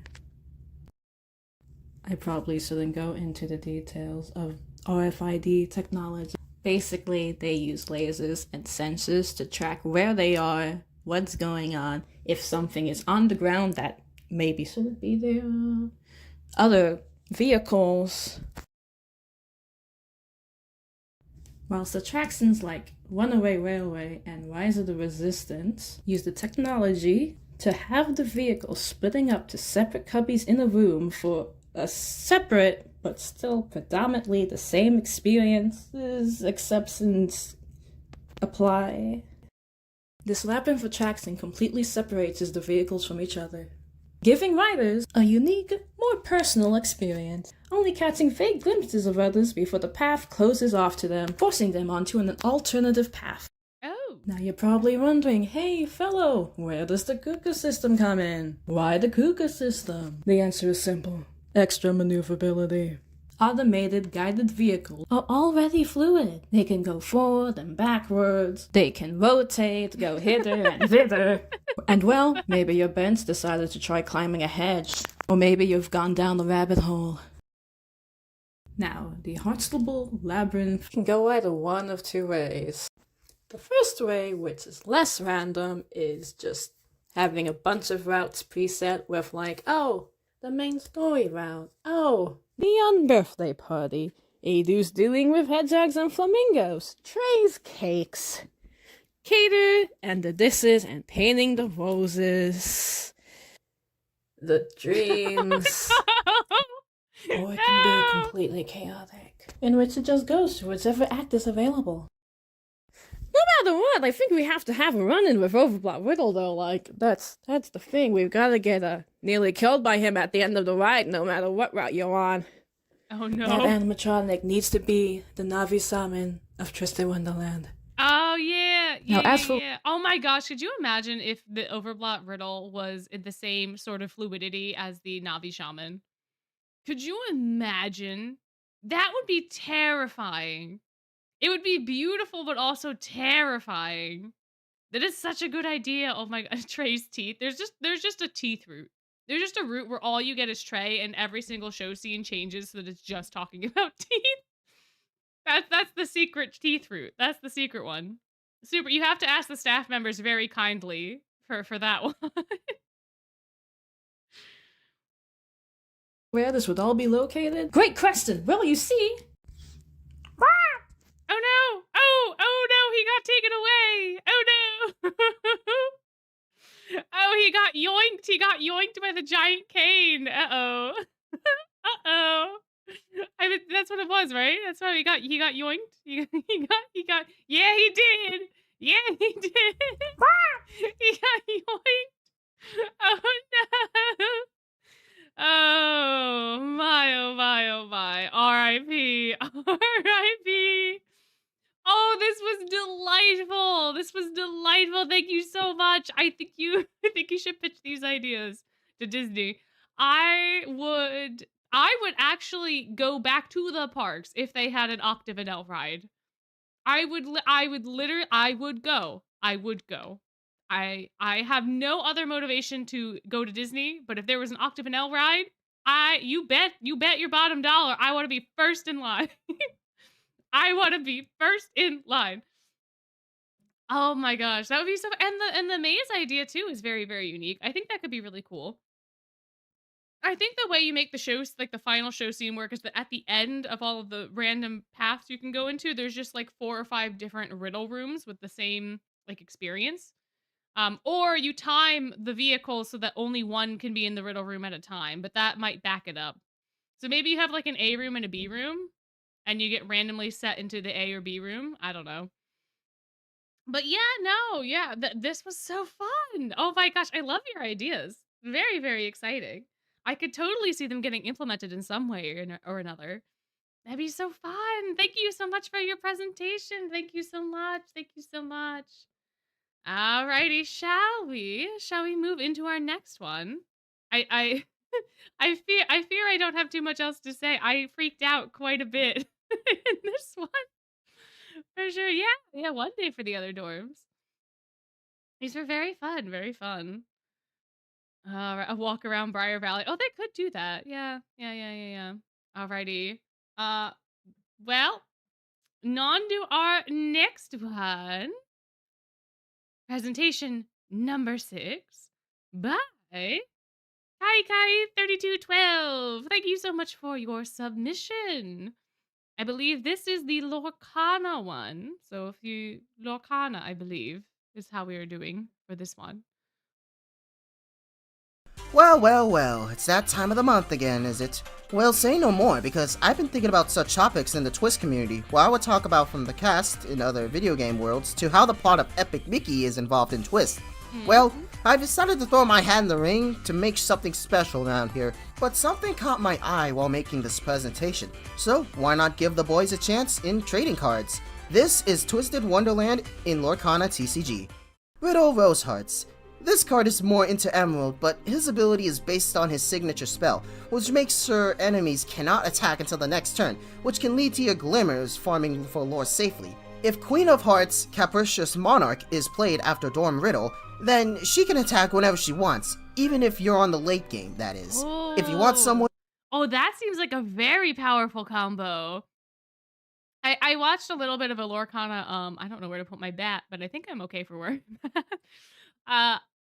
that seems like it'd be very, very, very powerful. Very, very sneaky. Very, very sneaky. Interesting. My. All right, sorry. Let me continue. I was reading the text on the side. I don't know if you all can see it, but it says that Glimmers are a type of character in Lorcana TCG. Farming is a term where a player can gain a certain amount to win, and then late game refers to the final turns of a match and playing their final strategies to get the win. way to attack your opponent's wrist and gain an edge in combat, then this might be for you. Ace Trapola. So at the time of recording this video, let's just say Ace doesn't have any. I'm sorry. Yeah. But anyways, while he doesn't have any signature spell, he is somewhat of a loose cannon since he has such an explodey head thanks to his challenger ability. However, he can keep up the fight by pairing up Deuce and would write ready Glimmers directly like steel cards.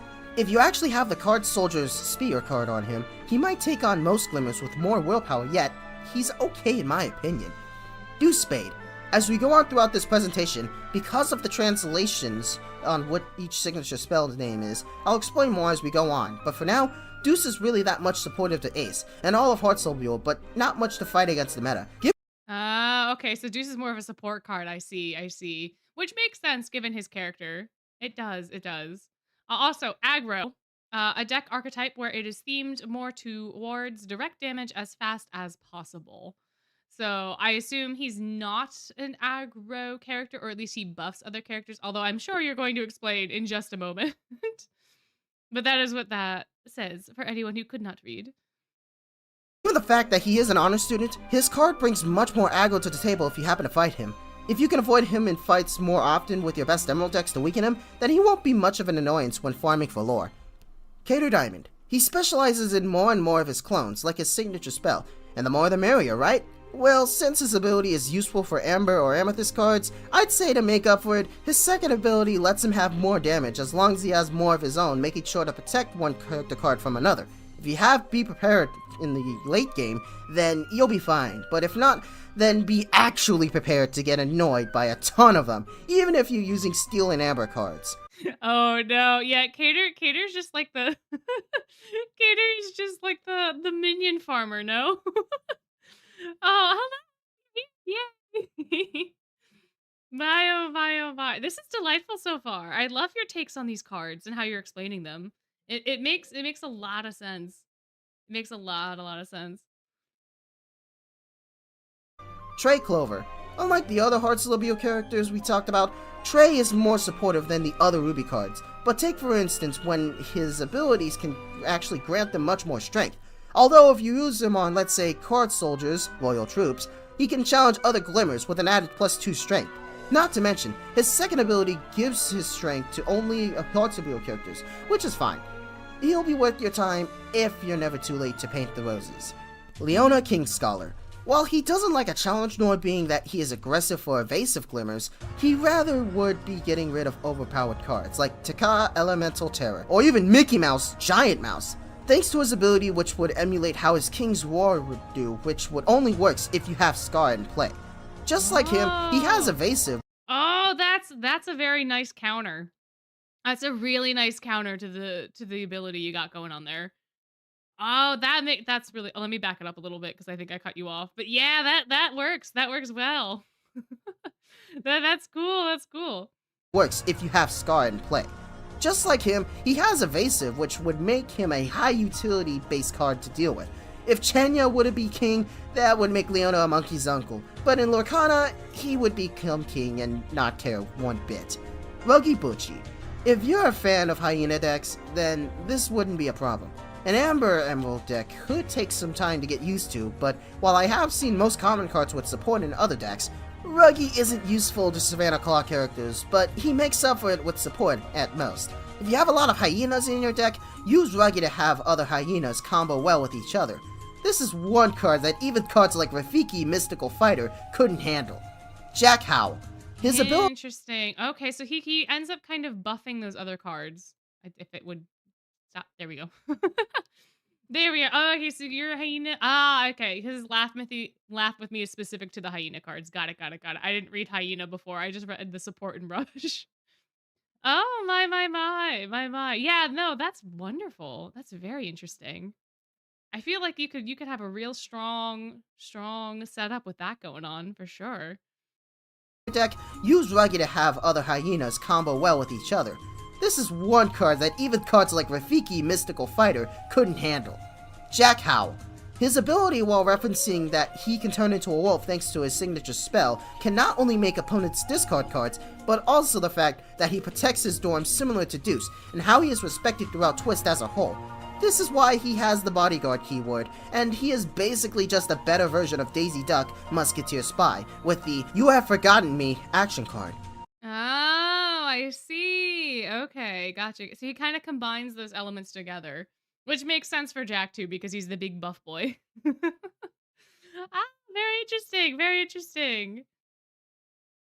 Likewise, a better way of countering it is to not have any cards, or let alone have as much as in your hand, which Emerald players will want in their decks.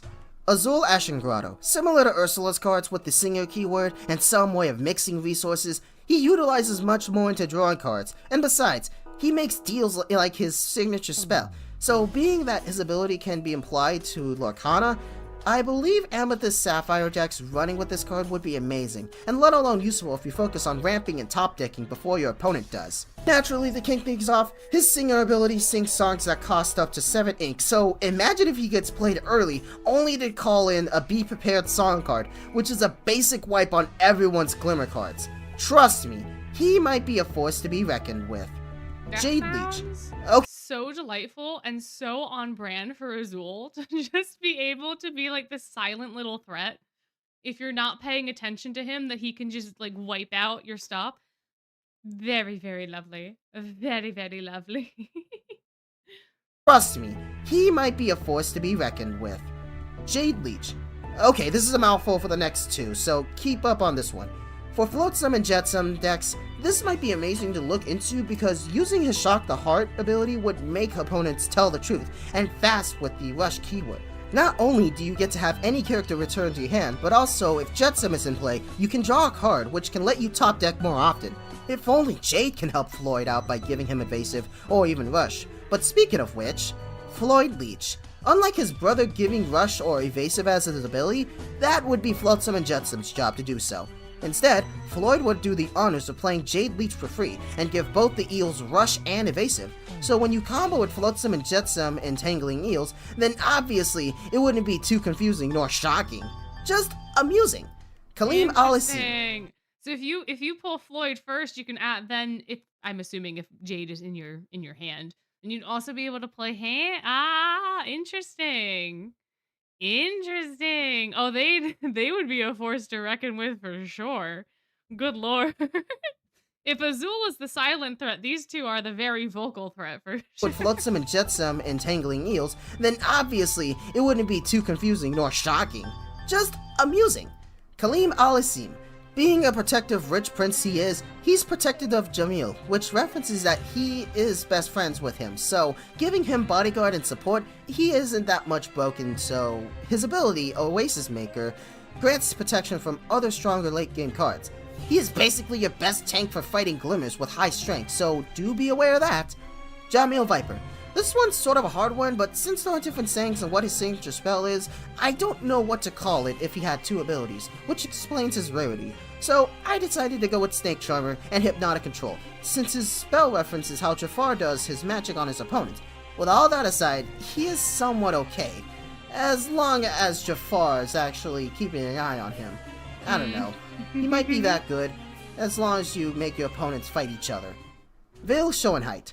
Being poisoned to the core, he has one ability paying homage to a signature spell, and the other for a simple card draw like the Magic Mirror item. For gameplay wise, he is really perfect with Amethyst Sapphire decks, because if you combo it into the Evil Queen, you get to exert items, which means your opponents can't use them until the start of their next turn, and the same can be said for Glimmers, who can't lore.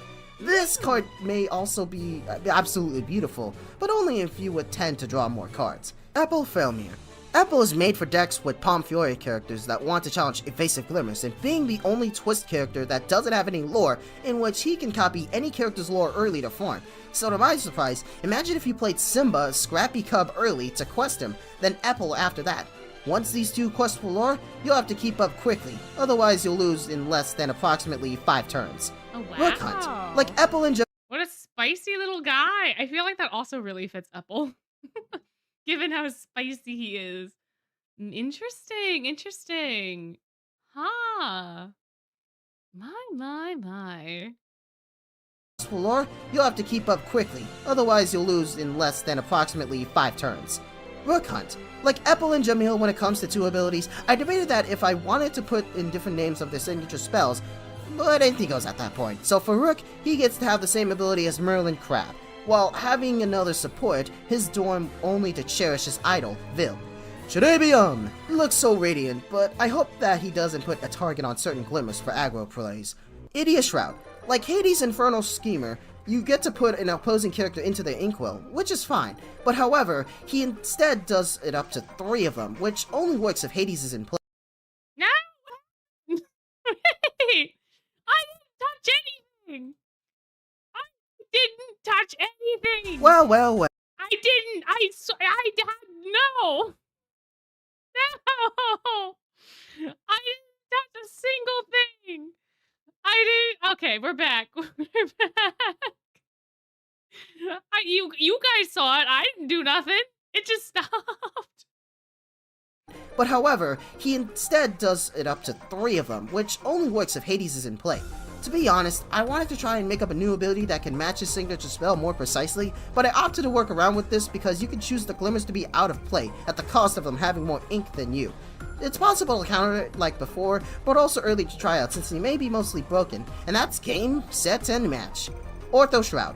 Now don't get me wrong, while being Idia's little brother, he still packs a punch as I try my best to make him more suitable and more into ramping with the cards that you don't want. This is great for cards with uninkable symbols, and mostly OP, the more ink in your inkwell thanks to a second ability. Ortho might be a force to be reckoned with a lot more, and overall pretty broken in the meta. Malleus Draconia. You all thought any Maleficent Glimmers was... Okay, hold on. So Ortho is inkable, but he can make other uninkable cards inkable? Is that am I understanding correctly what he's doing?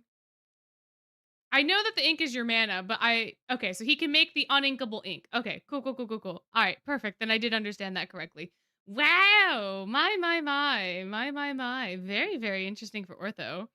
I feel like that also kind of fits him becoming the goop. Him becoming the goop in book oh gosh, I almost said book 8. That's not even out yet. Book 6. Oh goodness. And overall pretty broken in the meta. Malleus Draconia.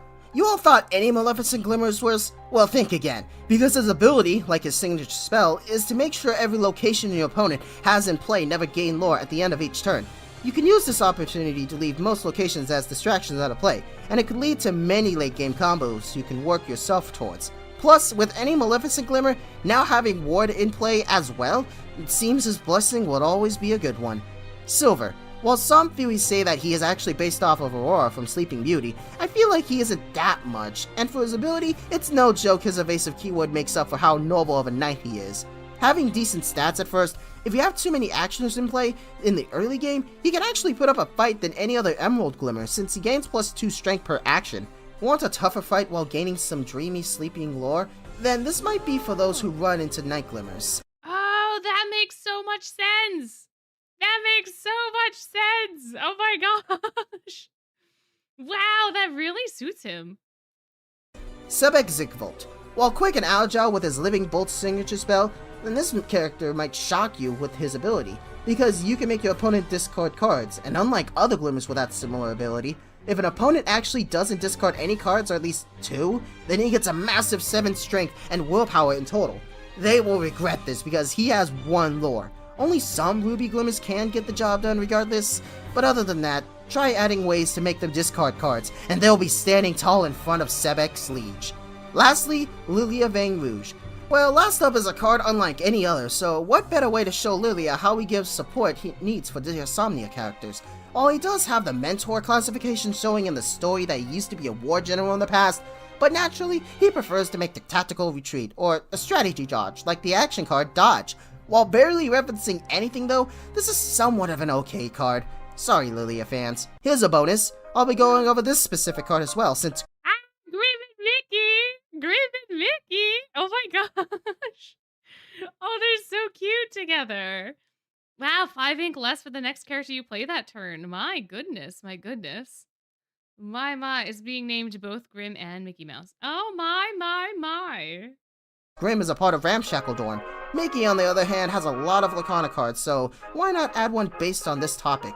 Like Flotsam and Jetsam's cards, these two happen to mix well in most decks, with Mickey Mouse, and sometimes it's actually best to use it while farming for some cheap Glimmers to play around with your army, growing to farm lore and attack other Glimmers.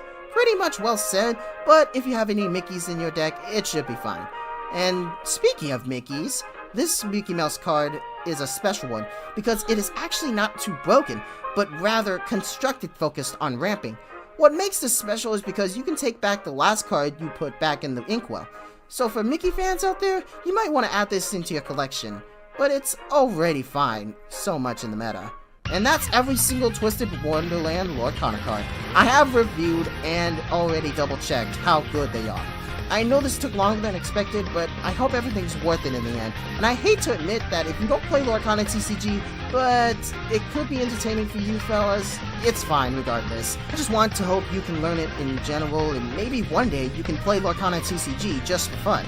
With all that said, thanks for listening and watching this presentation, and this is Kai3212 signing off. Aw, thank you so much. Thank you so much. Wow, that was very, very insightful. That had so much information. but I think the way that you created and crafted the cards was really good and spot on for all of the characters.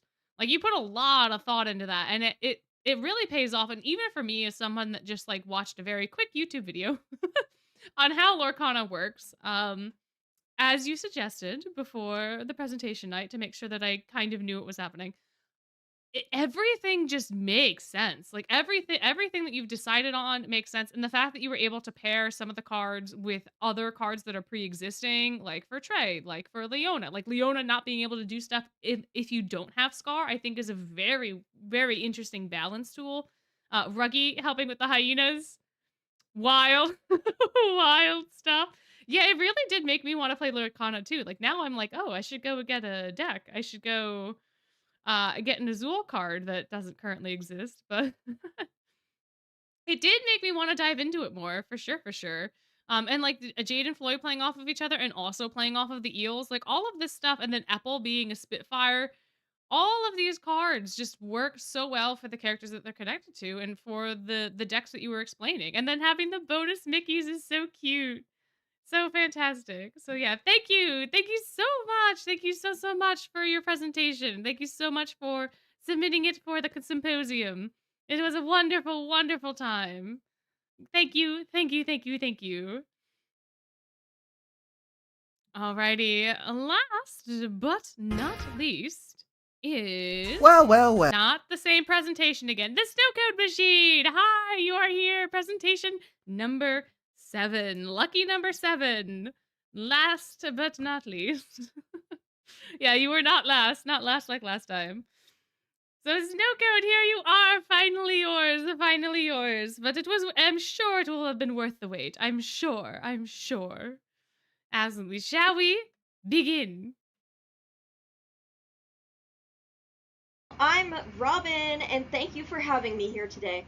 I have not touched PowerPoint in 15 years until this, and made it over the course of 2 days, having worked on it for 16 hours straight, overnight for one of them. I do hope you enjoy. Please feel free to pause as needed. Without further ado, let's dive in.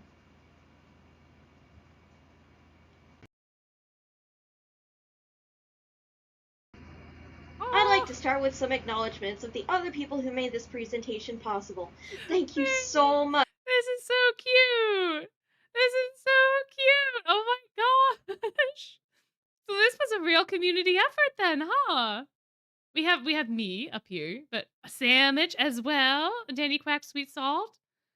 Are you going to read these out, or should I read them out? I don't want to steal your thunder. But my favorite Lorcana card, I think out of the ones that you made, probably actually Ruggy. Ruggy seems like the kind of guy that I would put in a deck. That seems like the kind of deck that I would do. We were not reading anything because it was just, all right, then I'm going to read it. All right, to Silvernoct for providing this wonderful community, extending the deadline 3 times. Did I extend it 3 times? I don't remember for the first one, but I know it got extended for this last one. Aw, so that you could attempt to do this. Oh yeah, that's right. During the first one, your voice gave out. That's right. I remember that. My. Did I provide a chapter citation? Uh-oh.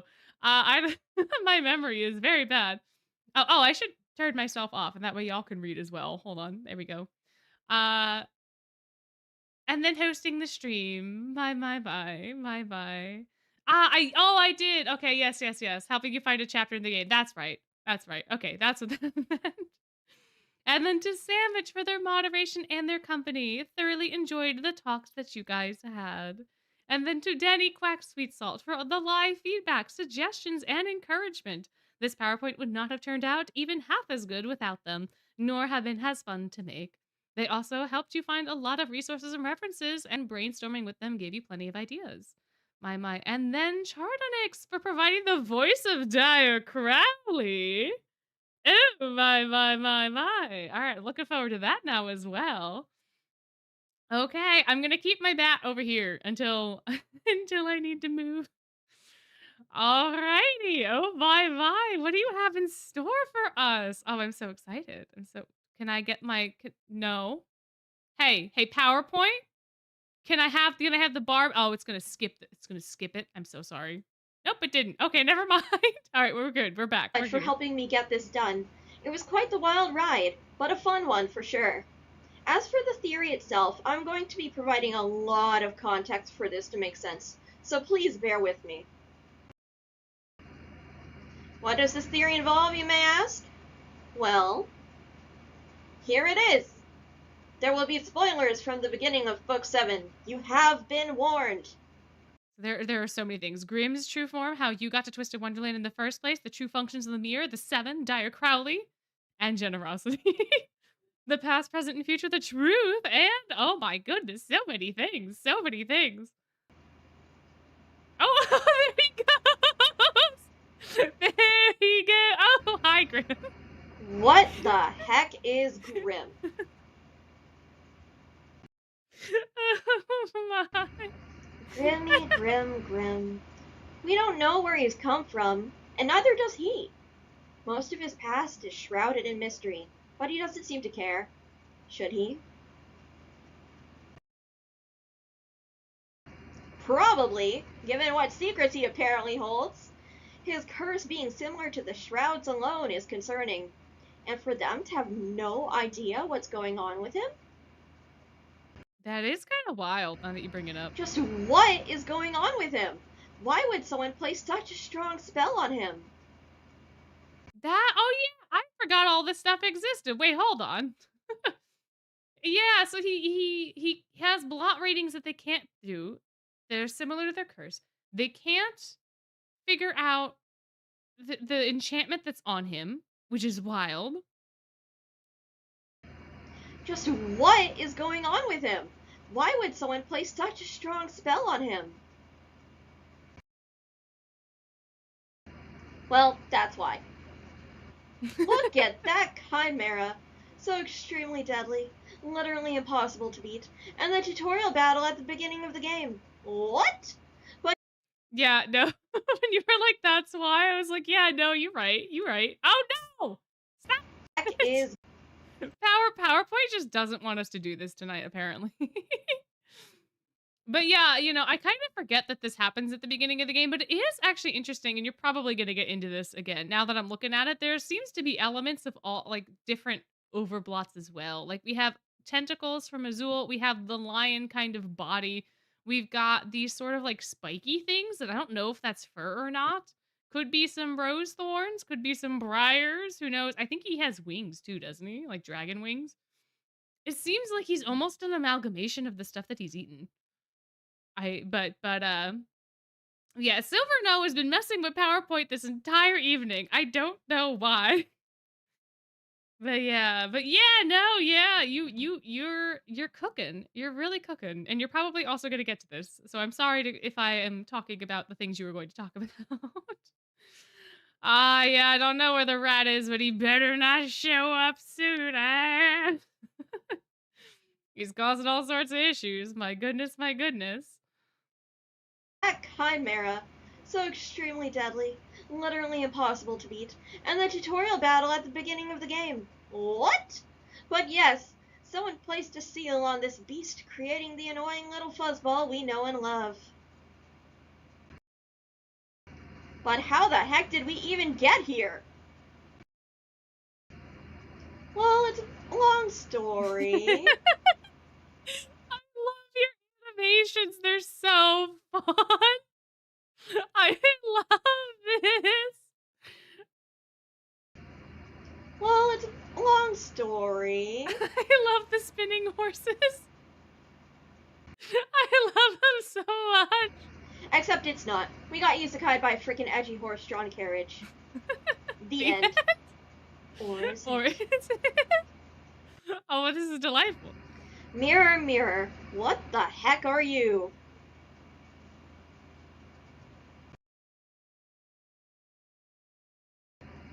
The Dark Mirror is a legendary magical artifact, and with what we've seen the famed Bell of Noble Bell College can do, no doubt the Dark Mirror is even stronger.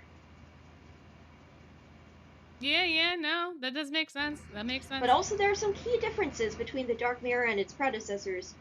You'll note that the most immediate and obvious difference is the lace mask.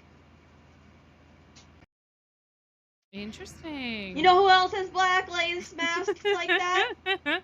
Yeah, no, you not wrong. Yeah, no, you not wrong. You not wrong at all. Yeah, no, you're onto something here. You're onto something here. I rest my case. Moving on.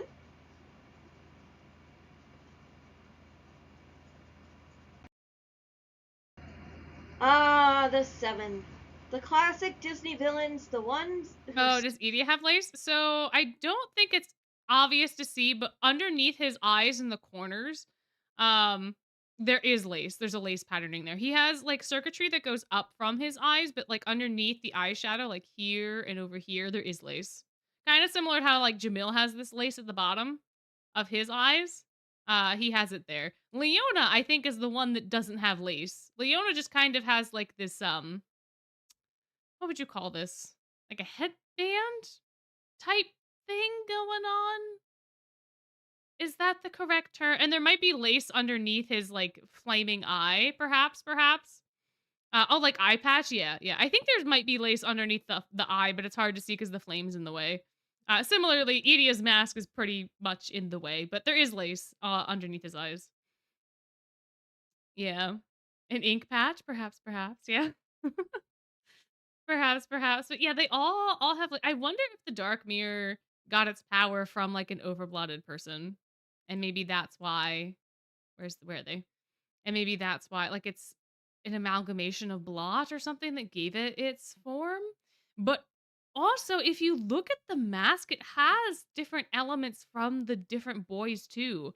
It has the fire. The thing in the middle looks eerily similar to Malleus's horns, right? It's got these things that kind of go off the sides. They could be tentacles. They could be briars. There could be little flowers in here somewhere. It seems like there are little elements that could be connected to some of the boys. In the actual design of the lace on the mask, which is quite interesting as well. Or it could just be like design element connection. Yeah. But it is rather interesting. The ones that haunt our dreams with omens and prophecies. And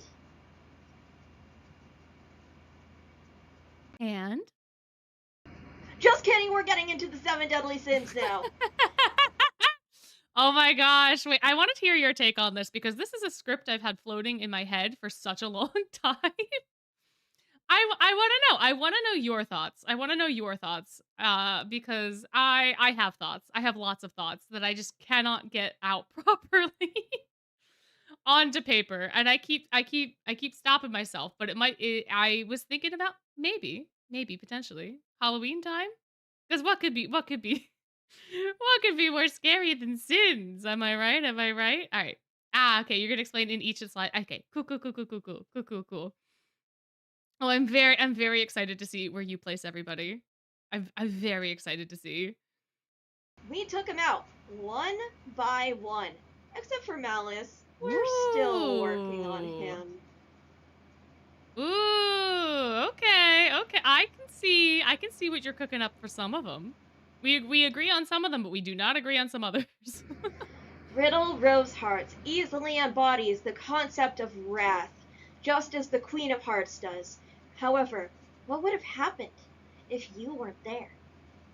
If we didn't rally everyone and he went on a rampage, how many people would have died? Well, here we go. 550 His plus. kill count is high, including everyone at the unbirthday party, plus a few stragglers before he could eventually be stopped. Fair. And Leona Kingscaller. Though he is a very lazy lion, it is not his laziness that ultimately is his sin. No, his sin is gluttony, a desire for excess and a disregard for how such desires affect others. Just as Scar's overconsumption once laid waste to the Pride Lands, Leona's desires, if left unchecked, would leave things just as barren and dry as his unique magic. As for his kill count... Oh. Ooh, 120. Is this because of the spell drive people too? I can see where you're coming from with gluttony. I can see that for sure. I don't know if I personally agree, but I do understand your point here, and I do like how you frame gluttony as not being like the stereotypical eating of the food thing. Because I feel like it gets stuck in that trap a lot. But you can have a glut of other things as well. But 120 plus, my. He did overblot during the spell drive tournament, but when he overblotted, he was in the dorm and away from most of the crowds. He gets a respectable 70, and that is probably still lowballing it a little. Oh, totals. I see totals. I see. I see now. I see the word now. I was like, you said 70, but that says 120. Totals. Total. Got it. Got it. Got it. I understand now. I understand. Azul Ashen Grotto's greed is blatant, even more so than Riddle's wrath. And with all his contracts gone, his unique magic is so taboo, draining people of everything they have. Such a thing could easily cause mass amounts of casualties. But for him? Yeah. Oh. I'm counting all the students he has previously made contracts with. Oh, good lord, that's so many people. Jamil Viper. His envy was nowhere near as destructive as the others, so there wouldn't be as many casualties. He just enslaved people instead. Yeah, no, you're right. And here we are. With a respectable 50 added to the total, given he did try to kill Kaleem and the others and immediately went on scheming to take down the other house wardens. You are right, though. He would just enslave people instead of kill them. That is fair. That is very fair. And any other people that might get in his way.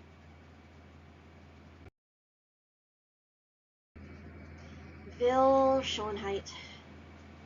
He drastically increases the kill count, no doubt about it. Not only did he try to kill someone before he overblotted, but he did so in the middle of the SDC. Had people not been evacuated by Jamil, because we didn't save him, it easily would have gotten into the thousands. How much does a Coliseum stadium fit?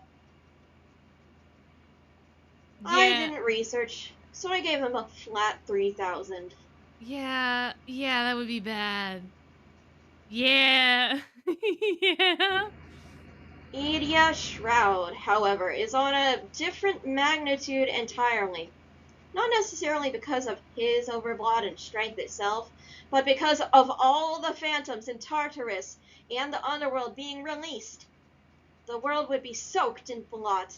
It would be an apocalypse of epic proportions. Thus, this. Not 1,000, not million, 7 billion casualties. Yeah. Though his sloth may have kept him inactive, when he was finally spurred into action beyond his grief of a life he would never get to live, he would do anything in order to be free of that weight. Yeah, no, you're right. You're right. You're very, very right. Yeah. Edia was like the first world-ending thing. So like each overblot, I feel like just ramps up the difficulty of like what is happening. Because Riddles is somewhat isolated. Leona's is a little isolated, but it does involve some other people, right? Then we kind of get to Azul, who's still isolated, but again, like the scope is much bigger. And then you get to Jamil, who's doing all sorts of stuff, but it is still somewhat isolated because of the winter break. And then you have Phil, which would not have been isolated if Jamil hadn't, intervened. So like that's when we start to feel like a much bigger impact. But then Edea happens, and it is literally a world-ending apocalyptic event. We just go from 0 to 100 so quickly. My gosh. My gosh. Oh, have a lovely dinner. Thank you for coming and hanging out. Thank you so much. But yeah, no, yeah. My goodness. My goodness gracious. Now, I am estimating all sentient species in this. Fae, beastmen, humans.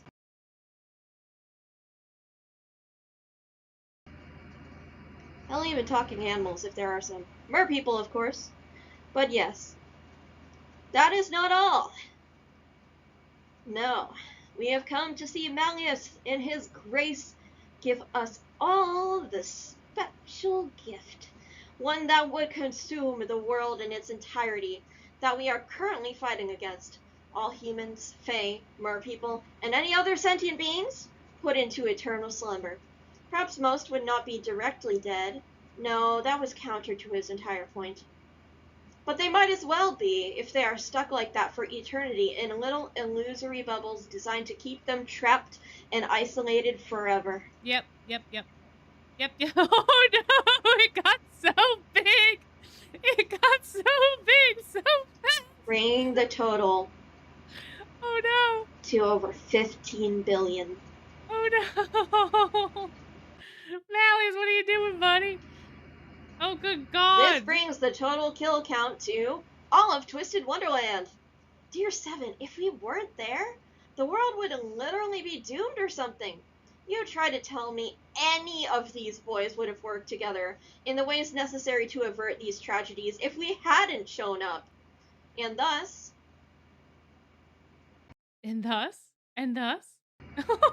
only you can save the world. I love the shrimp. The theory proper. I love it. We've somehow, despite all odds, herded this group of cats together. Of course friendship is the most powerful magic of all. I hadn't remembered so much of what had happened, having had no context at the time in the beginning. But looking back now... I'm sorry, I was covering all of the things. Yeah, no. Oh, no. Did it pause it? I paused it because I clicked on OBS again. Ah! There we go. Some things seem mighty suspicious, especially with none other than... Crowley?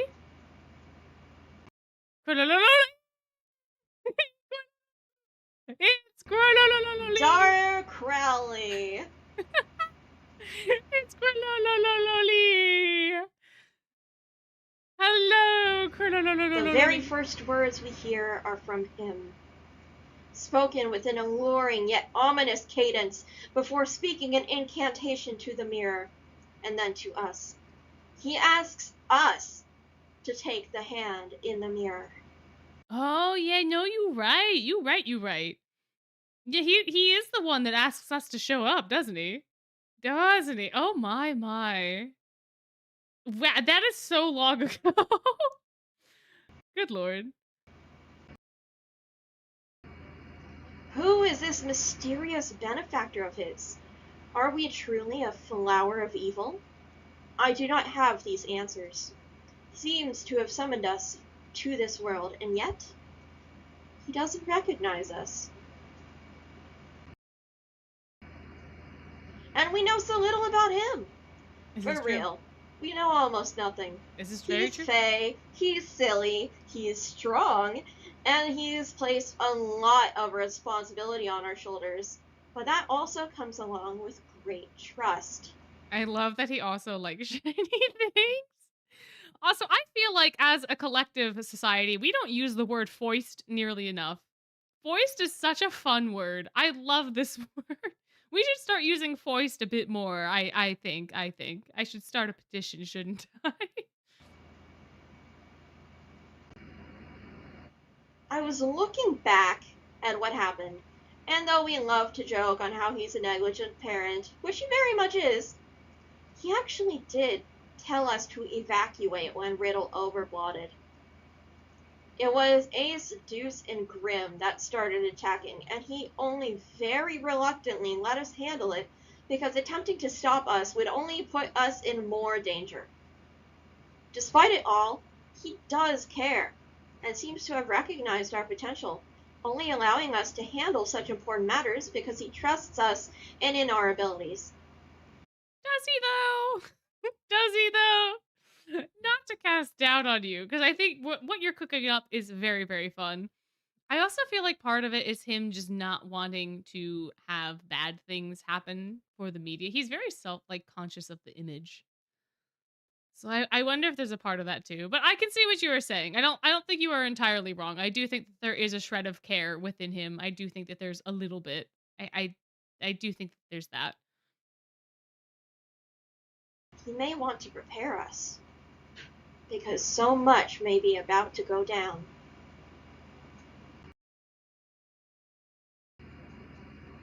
Something happened, in the past or in the future. There was some sort of cataclysmic event, even an apocalypse. Grimm's powers were sealed, and time itself reversed. And I believe Crowley is at the center of it all. We know he's Fae, so he could very well be 1,000 years old and have ancient magic we do not know of that is capable of sealing the chimera that is now our beloved Grimm. Turning back time is risky, especially when it seems he doesn't seem aware of it. After all, how can you prevent the future from coming to pass with no memories of it? That is where we come in. That's super interesting. Oh, I like this theory a lot. Are you gonna also then go into timey-wimey, perhaps this is just a different, an alternate universe where the Crowley of one universe summoned us to a different universe to save that universe because his universe was already cooked? Because his universe was already quite literally cooked by Grimm. Perchance.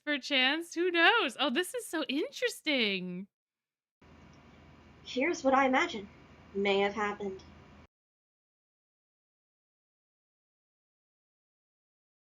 Oh, This is another catastrophe. The world is doomed. oh, oh. Oh my god! There is only one solution left. We must reverse time to stop this catastrophe. And yet, if we reverse time in its entirety, no one will know what transpired.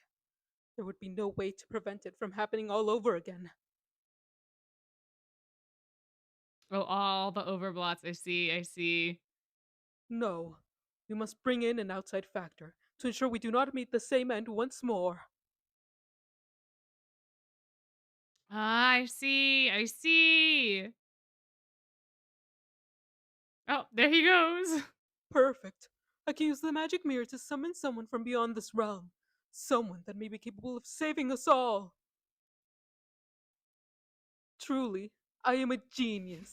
Should someone discover this tremendous and magnanimous feat in the future, or, well, the past, they should extend their ultimate gratitude and accolades for such incredible and selfless generosity. Oh, he absolutely would say this. He would 100%. How boundlessly charitable I am, going to such lengths, saving the world. Such is the scale of my magnanimity. Oh, absolutely 100%. Now, I simply need to seal the beast, turn back time, and summon the hero. Wow. And that is why you are here.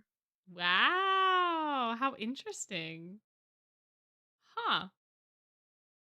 That would make a lot of sense, to be honest. That would make a lot of sense. My. Is that the end? Oh, man. Oh, really? Oh, I was having such a good time with this one as well.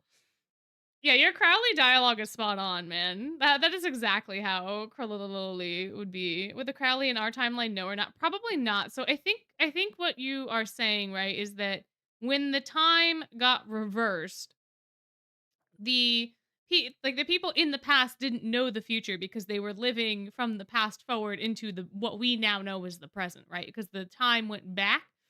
So no one from that time would know what happened. Only Crowley in future would know what happened, but Crowley in future doesn't exist because now we are Crowley in past. If that makes any sense.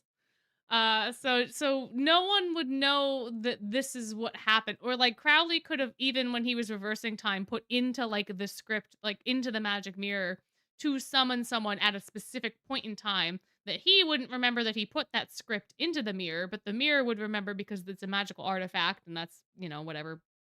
Um, However that would have worked with magic. And then therefore when it comes to the time where the things would start happening, then we would get summoned to stop the things from happening, essentially.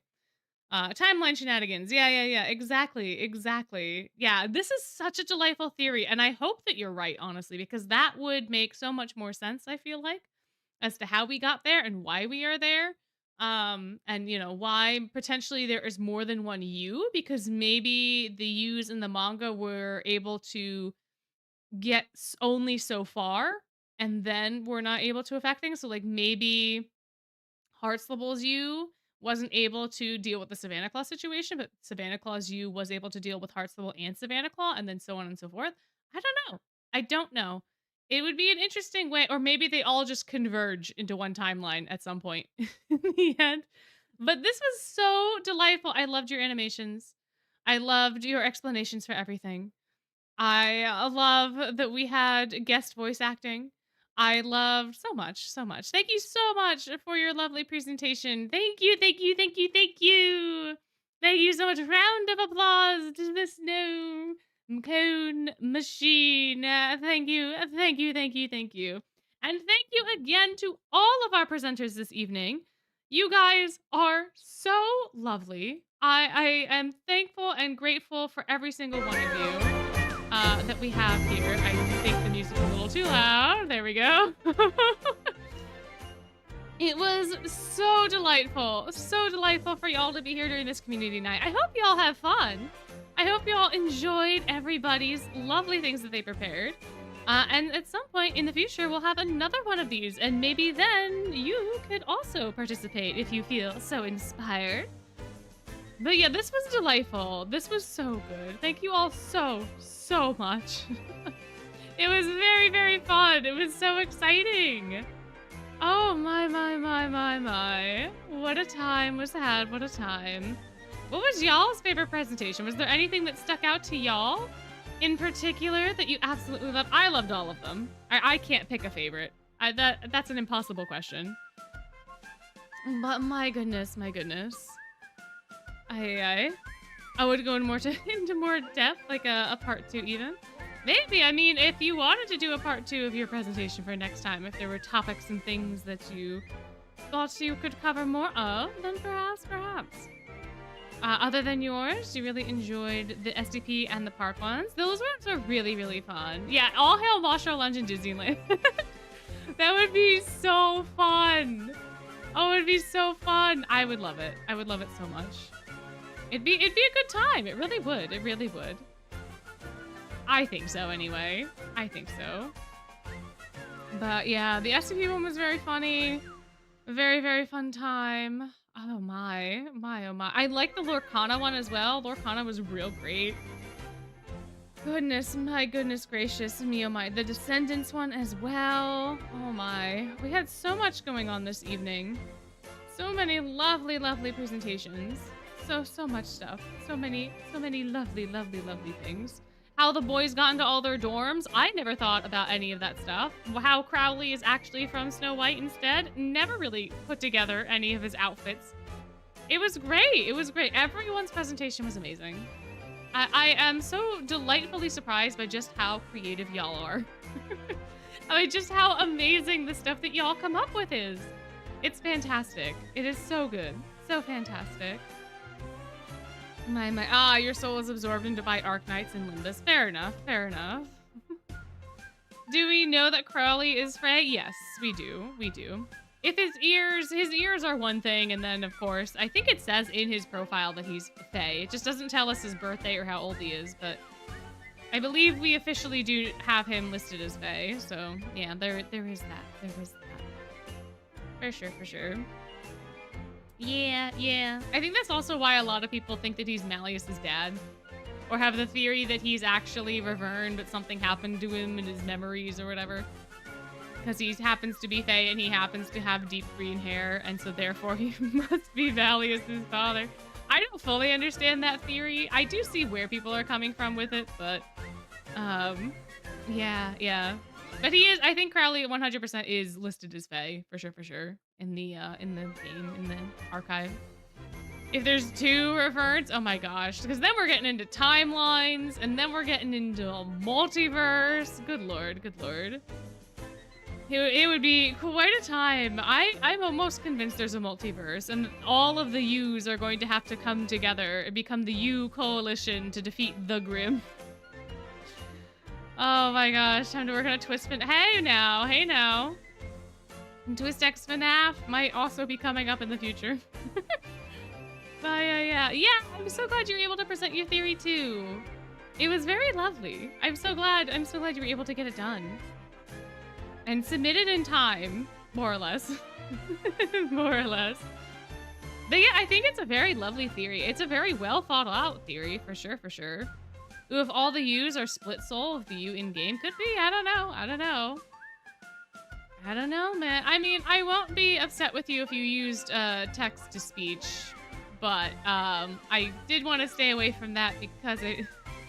just a little bit, but I would not blame you. Yeah, you could use a voiceover too. For sure. Oh, for your audio record, it's okay, it's fine.